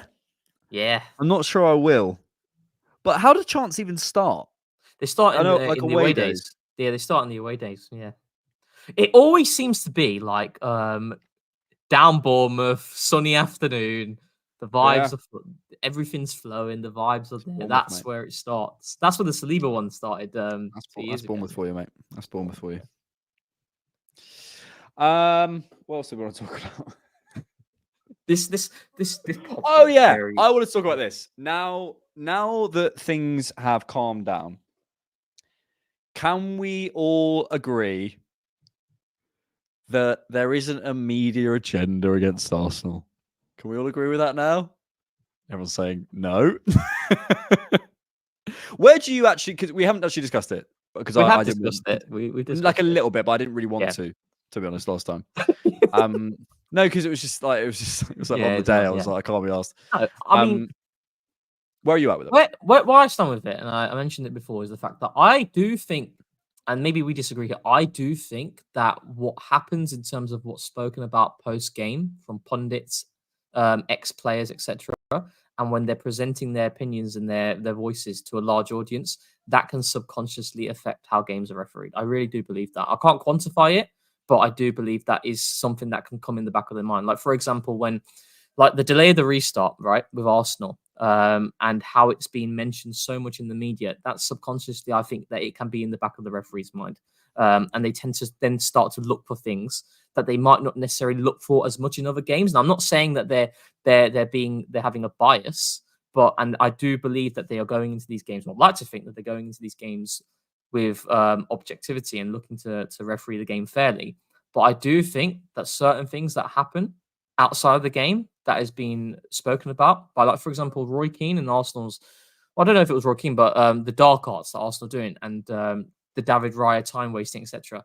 That, I think, is in the back of a referee's mind subconsciously, and it can therefore affect how an Arsenal game is refereed when David Raya, for example, has the ball. And depending on the game state of, if Arsenal are trying to slow the game down a bit, I think they'll focus a little bit more on that because of it being said in the media. I'm not saying that the media, everyone is against Arsenal, that Arsenal are, that we're, victims, etc. But I do think that what people say, and on large platforms, it can influence a game. Like, for example, right, just to finish on this, when you go to a game, you're part of the home crowd, and everyone does it. Like, a referee could have made a very good call, but you're going, and it's against your team, you're going, ref, ref, ref. And if that keeps happening every single time, and the referee's still not giving decisions, eventually, in the back of his mind, it could potentially influence the next decision. I really do think that. I can't quantify it, but yeah, and you said, as you said earlier, you can't quantify it, and neither can I. So, but then I think what happens is we can't quantify it, so it's happening. And I'd rather say we can't quantify it, so let's. It's not worth talking about, honestly. In my opinion, it is. Look, well, that's my opinion. I also think, for example, Bart Verbruggen got booked for delaying the restart. And I think Bruno Fernandes has been booked for delaying the restart. Loads of people have been booked for delaying it now. I think there's like 5 or 6 other players. The problem is, obviously, we're in 2 very high profile situations where we've been booked for delaying it. But people's basically, I recognize that I'm going against the grain here, and I kind of enjoy it. And that's why I'm asking the question. But, like, for example, I tweeted out like, oh, Bart Verbruggen got booked for delaying the restart. I thought it was just Arsenal players. And people commented like, yeah, but the point is he didn't get sent off for delaying the restart. I was like, it doesn't matter. We're talking about getting booked. They were on yellows already, and then they got booked for delaying it. My point is, we're not the only team who get booked for delaying the restart. That it happened early in the season, but now there's a sample. We've got more into the season. Yeah, we see that other players and other teams are getting penalised for the same thing. But I think if those players were already on yellows, they would have been sent off. But I do think that I can understand people's frustrations when we did get the sending offs to, obviously, Trossard and Declan Rice. In that moment, Arsenal are the team that are being penalised way more than anyone else. So obviously you're seeing perhaps more consistency now. I still see in game. I think this rule is going to be it's a difficult one to do because you can't have consistency in every single decision that happens in terms of delaying a restart. But that's the precedent that you've set now. When you have brought this rule into the game, people are naturally going to be looking at every single isolated scenario where someone delays a restart, but they don't get booked for it. And I think Arsenal fans, myself included, the frustration that I've had is the lack of consistency when it was really affecting us. Because at that time, I think Arsenal, we were the team that were, like I said, were penalised way more than any other team in the league in terms of restarts that be delayed. Now, I'm not saying that is referees against Arsenal, but I'm saying that it's frustrating how it's happening to us. 100%. And I said that at the time. I said we are being that is being unfairly put against us. So people in the chat saying, so and so, Joshline and Didi were on a yellow and get the ball. Yeah, absolutely. Like, I'm not saying it wasn't unfairly put to us, but the problem is my whole point was the jump from going That's happening, and that's happening because of a media agenda against Arsenal that referees are taking in and imbibing through Roy Keane's analysis. Yeah. I can't agree with that. But Ben do you not Arthur, how think? Sorry, do you not think? Like for example, a pundit who's voicing their opinion on Sky Sports and he's saying something, let's say about like the dark arts, for example. Do you not think naturally the referees they don't? I'm not saying you do. You're saying this, but they don't sit in a box after a game and they just isolate themselves from football. They will be exposed to this. You know, they'll be exposed to these sorts of opinions. Do you not think subconsciously it can affect them and therefore it can influence a game from that team? Maybe it could, but the ferocity with which Arsenal fans argue that makes me think that they think I hear that. it's changed. It's like there's narratives. The only thing I will say, and the one thing that was good feedback from the debate we had, which I will agree with, and I was wrong about, was the narratives around certain teams. Ours is an on pitch one, right? I think it's Chelsea are a poor run team or whatever. But I do think if you're going to say one narrative, which is that Arsenal, kings of dark arts, or whatever it was, if that affects things on the pitch, I think you have to look at, Chelsea are a mess. So, of course they're going to be, they're going to be in chaos away at 89th minute. When they had that fight against Nottingham Forest, well, this is what Chelsea are like. I'm sure a Chelsea fan would say to you, classic, narrative coming off the pitch. It's very hard to say what narrative comes on and what doesn't. But ultimately, there's narratives around every single team. I would say, maybe ours are more on the pitch, which is where I perceive it. Yeah.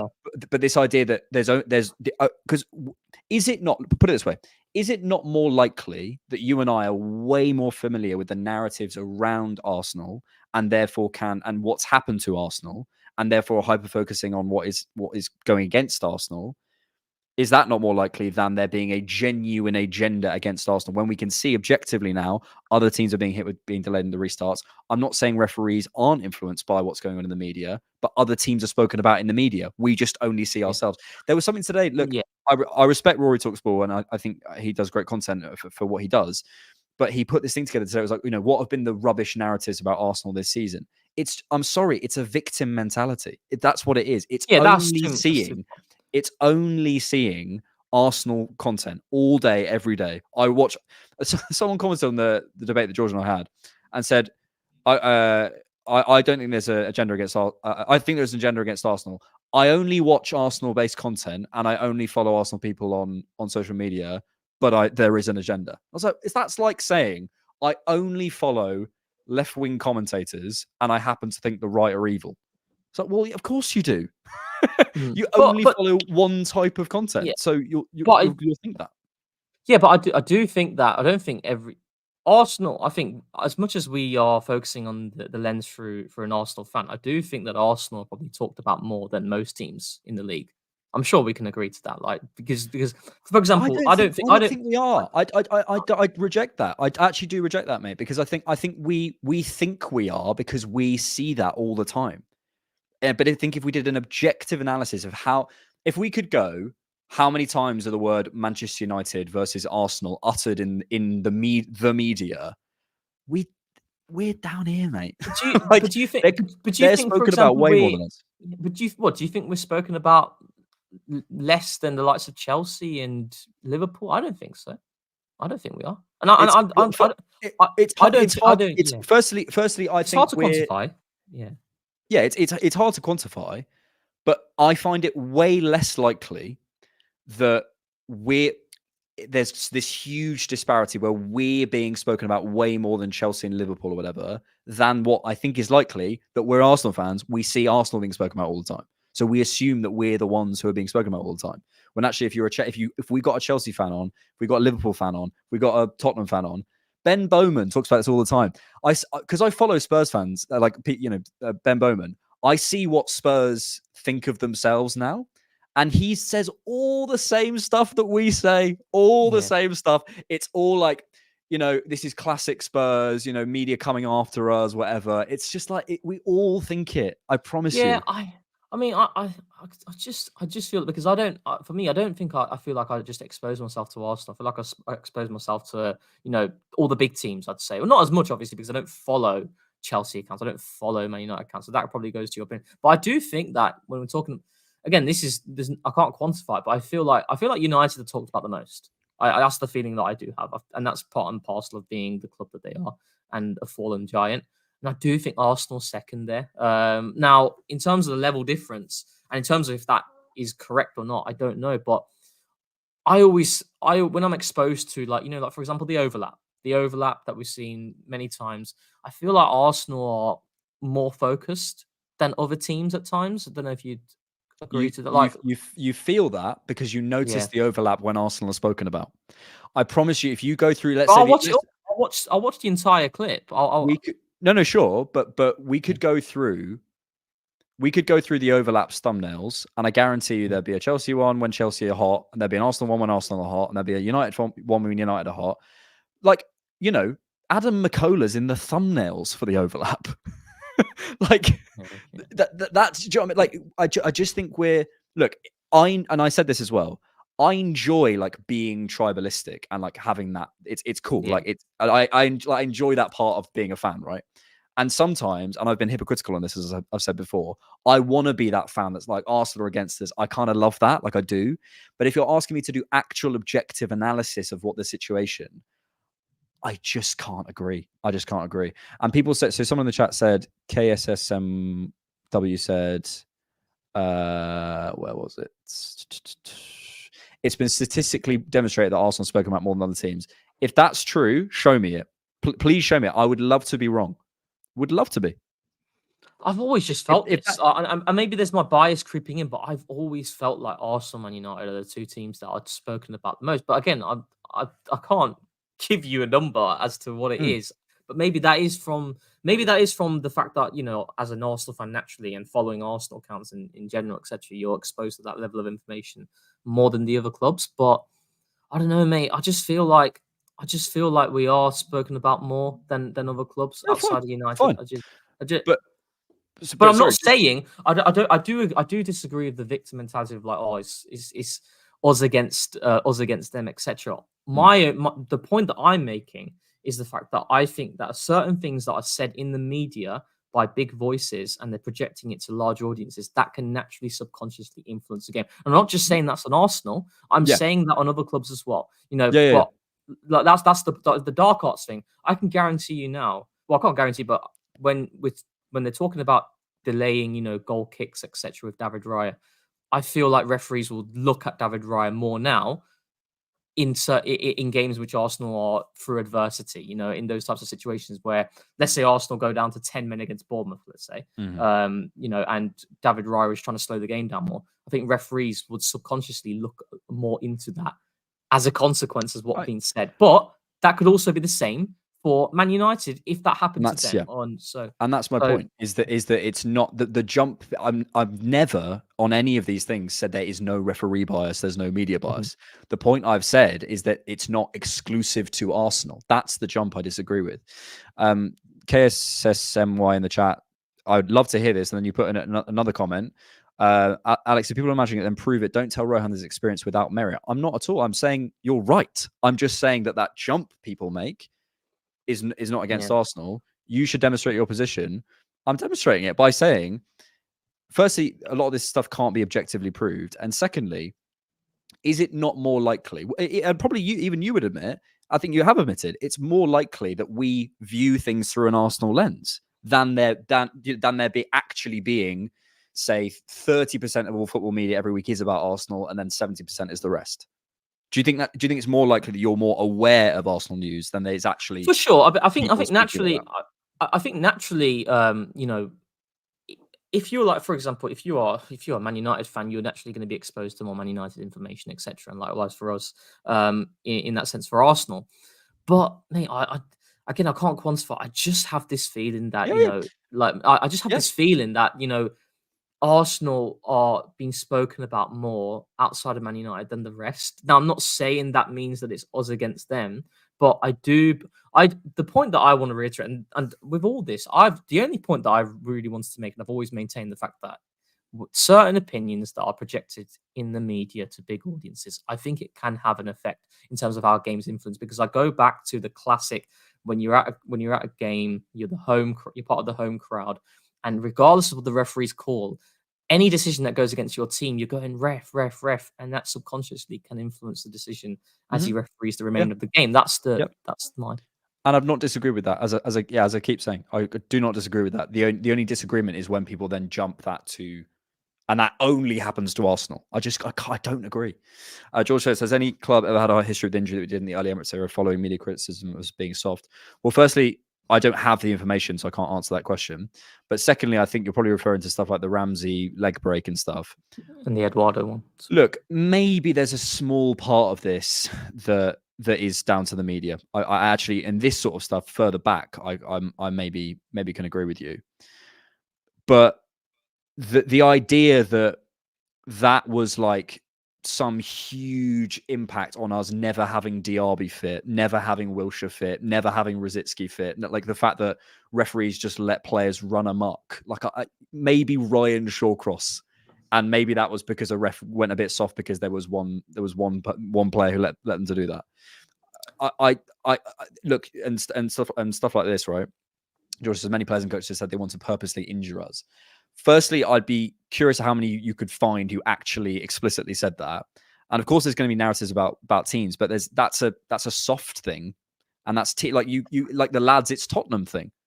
They had that. They have a narrative around that as well. Like there's narratives around every team. The point I'm trying to make, and I think the point that people mistook on the original debate, is not that I'm saying there's no bias, not that I'm saying there's no media agendas, not that I'm saying that things can't be influenced. It's that it only and exclusively happens to us. It happens in every other context of football. And then you can go, but ours is worse in this way or that way. But that's the bit that I can't get on board with. And I see people saying, it's always Arsenal. And I reference that Rory Talk Sport tweet, right? I reference that and say, you've picked up like one tweet. You actually said it earlier about the Havertz thing, right? With Havertz, people saying, oh, Havertz isn't worth it. We could come on this stream tonight and say, people are saying that there's, 65 million pounds, he wasn't worth it. Who is people? You mean 2 people on Twitter? That's who you mean. So let's not say there's this huge agenda against Havertz. No, there isn't. It's 2 people. Yeah, I mean, it's it's kind of like the feeling that you have as a fan when you see things that like, for example, with the like the corners, the corners that Arsenal have, and this is just a broad example, what Ben White was doing last season. What Ben White was doing last season, how it was magnified. This has been happening in football for years and years and years in terms of crowding in the box. Like, go all the way back to the Stoke teams, under Tony Pulis, etc. Then it's magnified more when Arsenal have done it now. And that's where I think sometimes people get a frustration from it in terms of where you don't like, where was these narratives when it was happening before? It's like what Arsenal are doing in corner situations is something that is completely new, and it's not completely new. Natural crowding in the box is very common. Goalkeepers getting surrounded is very common. And then I think didn't they introduce something in terms of corners this season with goalkeepers and protection? That's something where it's quite frustrating where these narratives are coming from when Arsenal are doing something. And this is where sometimes people have that victim mentality, but I can also understand it at times, I hear that. And I would agree in that example that was based on Ben White. I one day want to get on the show. I want to get like Lawrence McKenna or someone on here and have this conversation because they know the Liverpool story way better than I know. Or get, Saeed on. They know the United story better than... I'll get Ben Bowman on and he'll tell us this thing that happened in the Champions League 2 years ago, they changed the... Like, I promise you, there's examples with every team. And that's the jump I can't make, that we take this thing of like, we'll see that. And that's the proof that there is this huge... There it is. There is an agenda against Arsenal.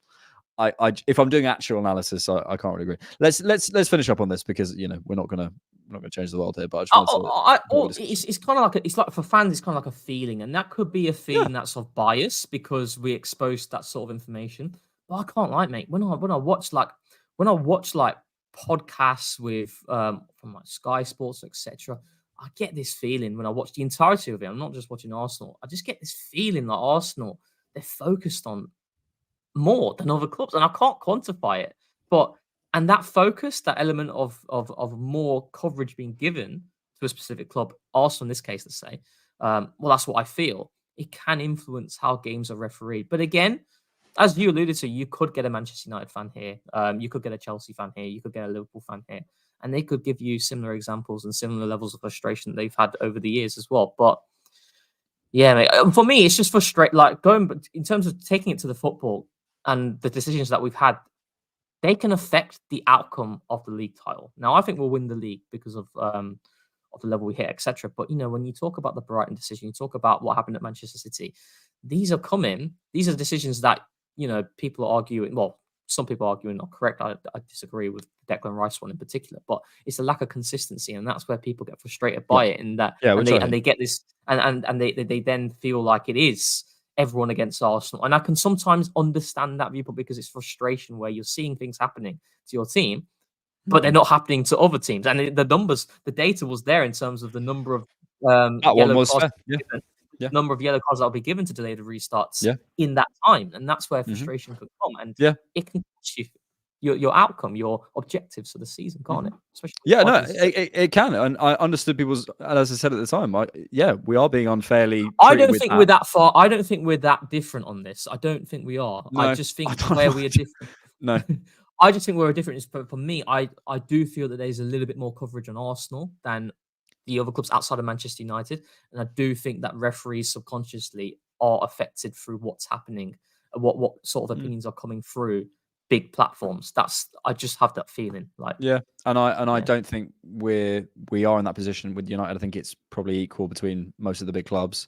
Maybe United is slightly ahead. I don't know, but you are going against the grain here.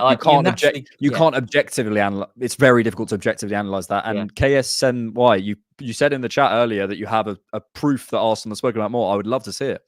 And then on the other point, the referees. As I said, I would agree that I think they can be affected by things, but I think anyone can be affected by things. I do. I agree against Arsenal. And then when you look over a wider sample, you see that horrendous decisions are given to everyone. So, and also just things like this. This is what I'm talking. This is kind of the Rory Talks Ball angle I'm taking. The Athletic wrote a rubbish article. No one's saying they're in, but the aggression towards that was incredible. When I interpreted what that person said as Partey had a moment with Rodri. I don't think he didn't say the phrase Partey injured Rodri. He didn't say that. I actually think I can't remember the original wording, but I don't think he even implied it. I think he said they had a coming together off the ball or something. Yeah, I've not read that, but there was a massive... But people were reporting it as Arsenal fans were saying, the Athletic said Partey injured Rodri. That's a victim mentality. I'm sorry, it is. It is. I didn't read that piece, but one of the things I'd say, would you argue that it's very... Alex, you're lying. That's such a huge claim. Like, we're talking about football, bro. I'm not lying. I'll read it. Go on. Do you think, though, in general, like journalists, it's very important for them to be able to, the content that they're producing, that's going to be, especially the Athletic in terms of the audience that they reach, that everything that they write, it needs to be precise and it needs to be very easy to digest. And they should be held accountable when they make mistakes. Now, again, I can't comment on this because I've not read it. I don't even know what was exactly said in the piece. But if it is something that is kind of, pushing that narrative of Partey injuring Rodri, then they need to be held accountable. I'm not saying that Arsenal fans should then start abusing them, but I'm saying that they should be held accountable because ultimately that's their profession. And anywhere, it doesn't matter what job you have, if you make mistakes, you have to be held accountable and you have to, criticism is completely valid. Yeah, they've changed. No, I do agree with that. Again, I'll always say that applies to everyone. I don't think it just applies to us. Absolutely. Absolutely. Unfortunately, they've changed the wording of the article to Partey bumped into Rodri, but I don't think that was what it initially said. So I actually don't know what it initially said. But basically, my point was more. I looked at what it's initially said, and it was like, okay, you could maybe argue it was poorly worded, but the amount of attention on it for something that people were saying the Athletic said, quote, Partey injured. They didn't. But do you know? But where I would argue, perhaps from the perspective of people who are frustrated by that, and again, I'm not condoning the abuse. You should not be abusing anyone. But if you're saying it should have been worded a bit better, then that's poor from the Athletic Journal as well in that moment. That's because you have to ultimately, when you're in that sort of profession, everything that you write, it needs to be clear and concise as possible in layman's terms that anyone can understand. And if you're then writing things that are open to interpretation on other things, people are going to latch onto that and they're going to be frustrated by it. So I can hear the frustration if the way that he worded it was implying that Partey injured Rodri. If there was that sort of interpretation. Again, I can't comment. I've not even seen. Oh, here it is. But this is the thing, right? So someone just goes, "It's exactly what he said." It's not. I've just found it. This was the initial thing. Thomas Partey followed Havertz's lead by clattering Rodri off the ball, this time with a knee to the upper part of the Spaniard's leg. Now, I would disagree with that interpretation of what was said. I would disagree because if you watch that, and actually you can see my tweet down here, basically they're just running alongside each other, and I think Partey challenges for the ball. I think the word clattering is a little bit. I don't think that's worded well, Alex. Personally, I don't. But does that say the phrase Partey injured Rodri? Clattering is quite. Just answer my question. Does that say the phrase Partey injured Rodri? Not Partey injured Rodri, but clattering is. But it's what I'm saying, that people are saying it's exactly what he said. It isn't. No, I'm not. I don't agree with that, but that's poorly worded for sure. That's poorly worded because that what you're leading yourself there by saying those sorts of words is you're leaving yourself to people who are going to suggest. But I agree on the journalistic standards point, but I think. Are you saying with this that this is a proof of a wider thing, or are you just talking about this? No, I'm not saying that. Right, I'm just talking specifically. I'm just saying I think journalists, just like anyone in their profession, they need to be held accountable for certain things that they write. And I think that the choice of wording there is really bad. Like clattering. I'm not saying he's it's not great. Yeah, it's not great, really. Like, and listen, he might have made a mistake, and fair enough, people make mistakes, but I think you have to be held accountable. Now, again, I do not condone abuse, but you know what fan base is like. The moment they see some, I've had it before. You tweet about like Thomas Partey. Actually, just in general, Thomas Partey Defense League is crazy. It's absolutely mental. But you have to be held accountable as well for certain things that you put out. And and they changed it. And it's I don't know. I just ultimately a lot of these things can't be objectively proved, and that's kind of you can't quantify it. It's based on feelings and it's based on opinions, and ultimately you're going against the grain here, so it's you're naturally not going to have people agree with you. So and look from the initial thing, what I would say, I was probably the only thing the thing I would change is that I think there was a couple of good points about what the narratives are, and that sometimes yes, there are narratives about every team, but Arsenal are on the pitch. I was like, yeah, that's actually quite a good point. And there was something else that someone said, but I haven't really changed my opinion because ultimately it's not objective. And this is why I'm looking for. If someone can say to me, Alex, here is a piece of data that has gone through a meta-analysis of football media and has gone, there's way more negative speak about Arsenal. I'd go, oh, well, there you go then. That's been done. My opinion will be changed because it's new information. But I think what sort of sorry, just let's see if we can quantify this. And then now, let's say we could draw up a sample of red cards post Arsene Wenger or something like that across the entire division. Would that give us a little bit more clarity? That's about objective refereeing decisions. I'm talking about media bias. You can't really. Then That's what I'm saying. So you can say, as you have said, I think there is a bias against it, but if I'm actually analysing, I feel that as well because all I watch is Arsenal news. Yeah. That was interesting. There you go. Look, and this is the thing. Is like ultimately, I would love there to be an objective answer, and some people seem to think there is one.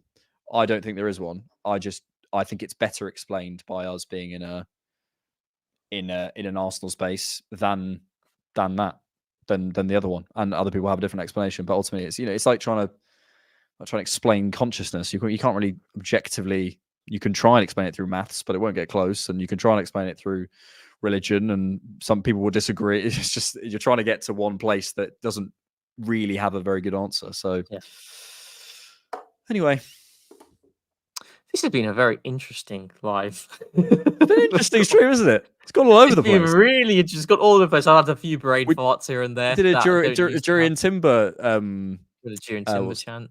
What's the phrase? Jurien Timber chant. Yeah, and I had a few slip-ups where I just zoned out because I was thinking about something. The doppelganger. There's this guy. Honestly, I'm telling you, his name is like. I'm pretty sure his name is like doppelganger or something. Oh, really? And I just immediately thought about him. You'll know who Had it you is. never heard that phrase ever? No, never heard of it. Really? That's so interesting. Alejandro, thank you so much for the super chat. Appreciate it. UK media is too toxic compared to US coverage of the Premier League. The Americans' coverage is very neutral of the title race, the relegation battle. I appreciate the super chat. I bet there'd be an American who disagrees with you, who says Tim Howard is biased towards this person. Yeah, probably. It's just, yeah. Oh, it's And so. also, It's this is just the thing. yeah. When we say UK media, I get it. I'm not probably it comes across like I'm not aware of it. I get, look, fans just want to be fans and have a bit of a moan. Do you know what I mean? But like, if we're actually analyzing it, I would like to quantify what do you mean by UK media? Not to do the whole Jordan Peterson thing of like, yeah, but what do you mean by when? And what do you mean by but? It's like, but if we're talking about the UK media, I'd love to know what is meant by UK media. Are we referring to the big pundits? And then are we saying, like, the Sky guys? I think so. Yeah, I think. Who we're talking about? Okay, fine. Yeah. I'd say UK media, because obviously a lot of these guys, like for example, Gary Neville will do work. Well, Jamie Carragher does work for like NBC or whatever it's called, Peacock. I'd say the organisations that are based, in the UK, Sky, BBC. That's where I'd associate UK media, who are projecting their opinions to primarily the UK audience, really, isn't it? It's so if I said UK media, word association, who would come to your mind? In terms of what person or like a pundit, like a pundit or an organization? Pundit, I'd say probably like Gary Neville. Yeah, Gary Neville. And this is what I mean. We're exposed to Sky Sports, aren't we? We're exposed to Sky Sports. So. And Gary Neville thinks we're going to win the league, so I'm just like,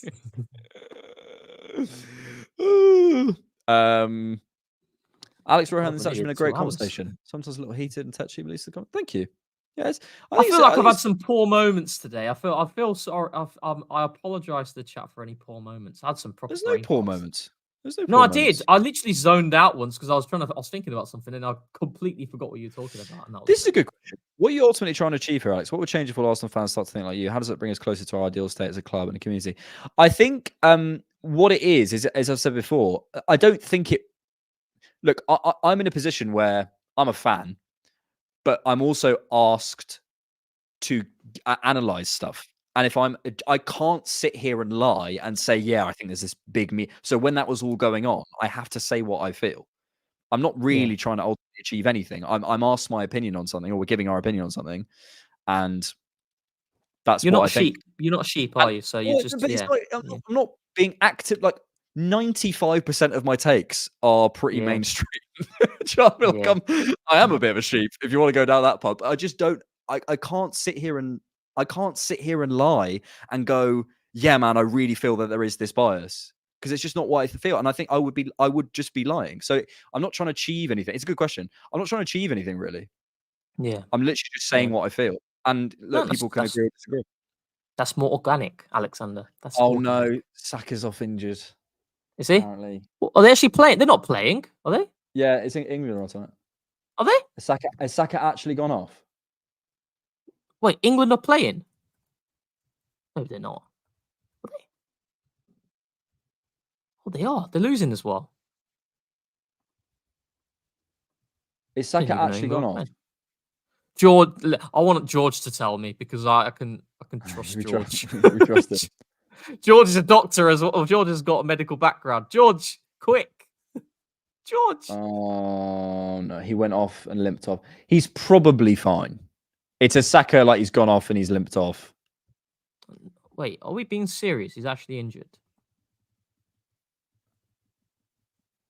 I'm refreshing Twitter now. Yeah.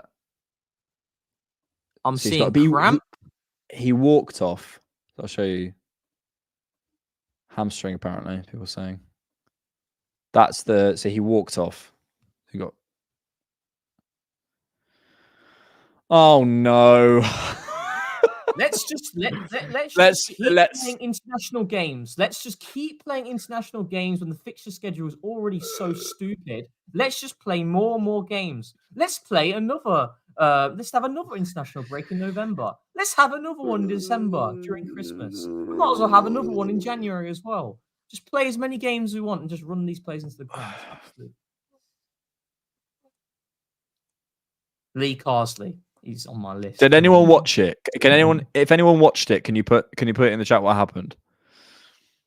People saying he's holding his hamstring. Nah, it's fine. George has not said anything. I need George to say something. Should I do the George said he Go on. couldn't say. I'm actually really sad. I'm a bit annoyed now. Should I do the Jury and Timber chant to cheer us up?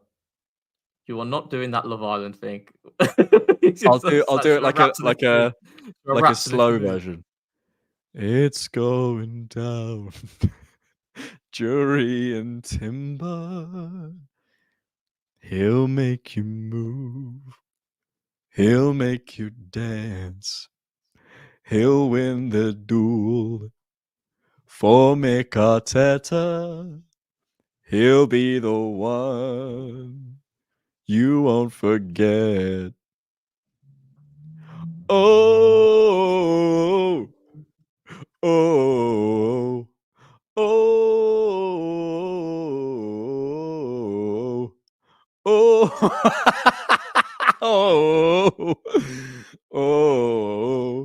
oh, it's going down.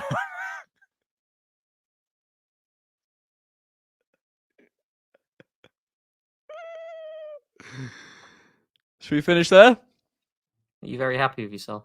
No, I'm not. Not at all. You deserve 10 minutes in the naughty corner. People in the chat are like, please stop.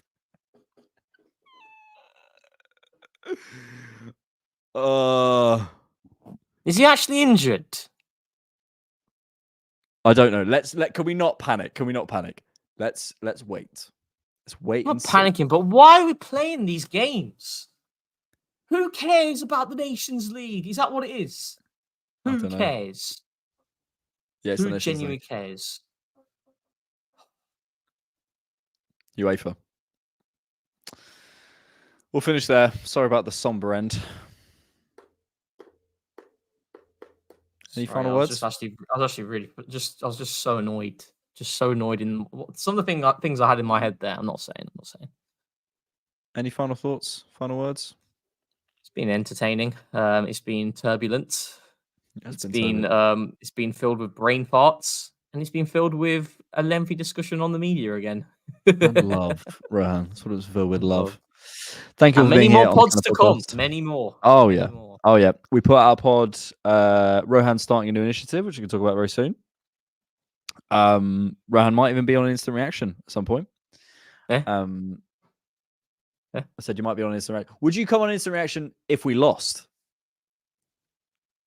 No, you wouldn't. You wouldn't. Especially if say like that Brighton game or something, because of the 10-man, you would. I don't think I'd be able to give any objective analysis. I think I shouted in that ground, just sat down. That ref has screwed us about 50 times. Just every time Brighton had the ball near our box, like. No, I just won't be able to give you anything objective. Damien, that's not what I said. Yeah, no, I hear you. Well, trust me, football does get to me. Like, football gets to me. You should see my face when Southampton scored, when Cameron Archer scored. I feel like I had. Oh my god! People love the fan. You know, they love the fan in you. But yeah, no, we'll get Rohan on instant reaction. We're also going to get him on some more main pods. How exciting! The trio. And the concept machine rolls on. We did a video on Master of Skelly yesterday. If you want to sign up to be a Cannon patron or YouTube member, you can from the link in the description. Thank you all for being here.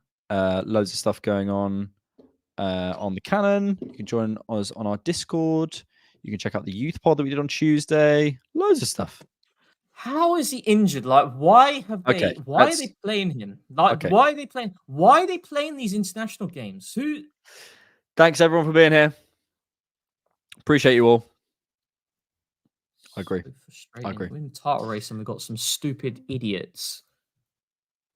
Screw them all. Screw them all, man.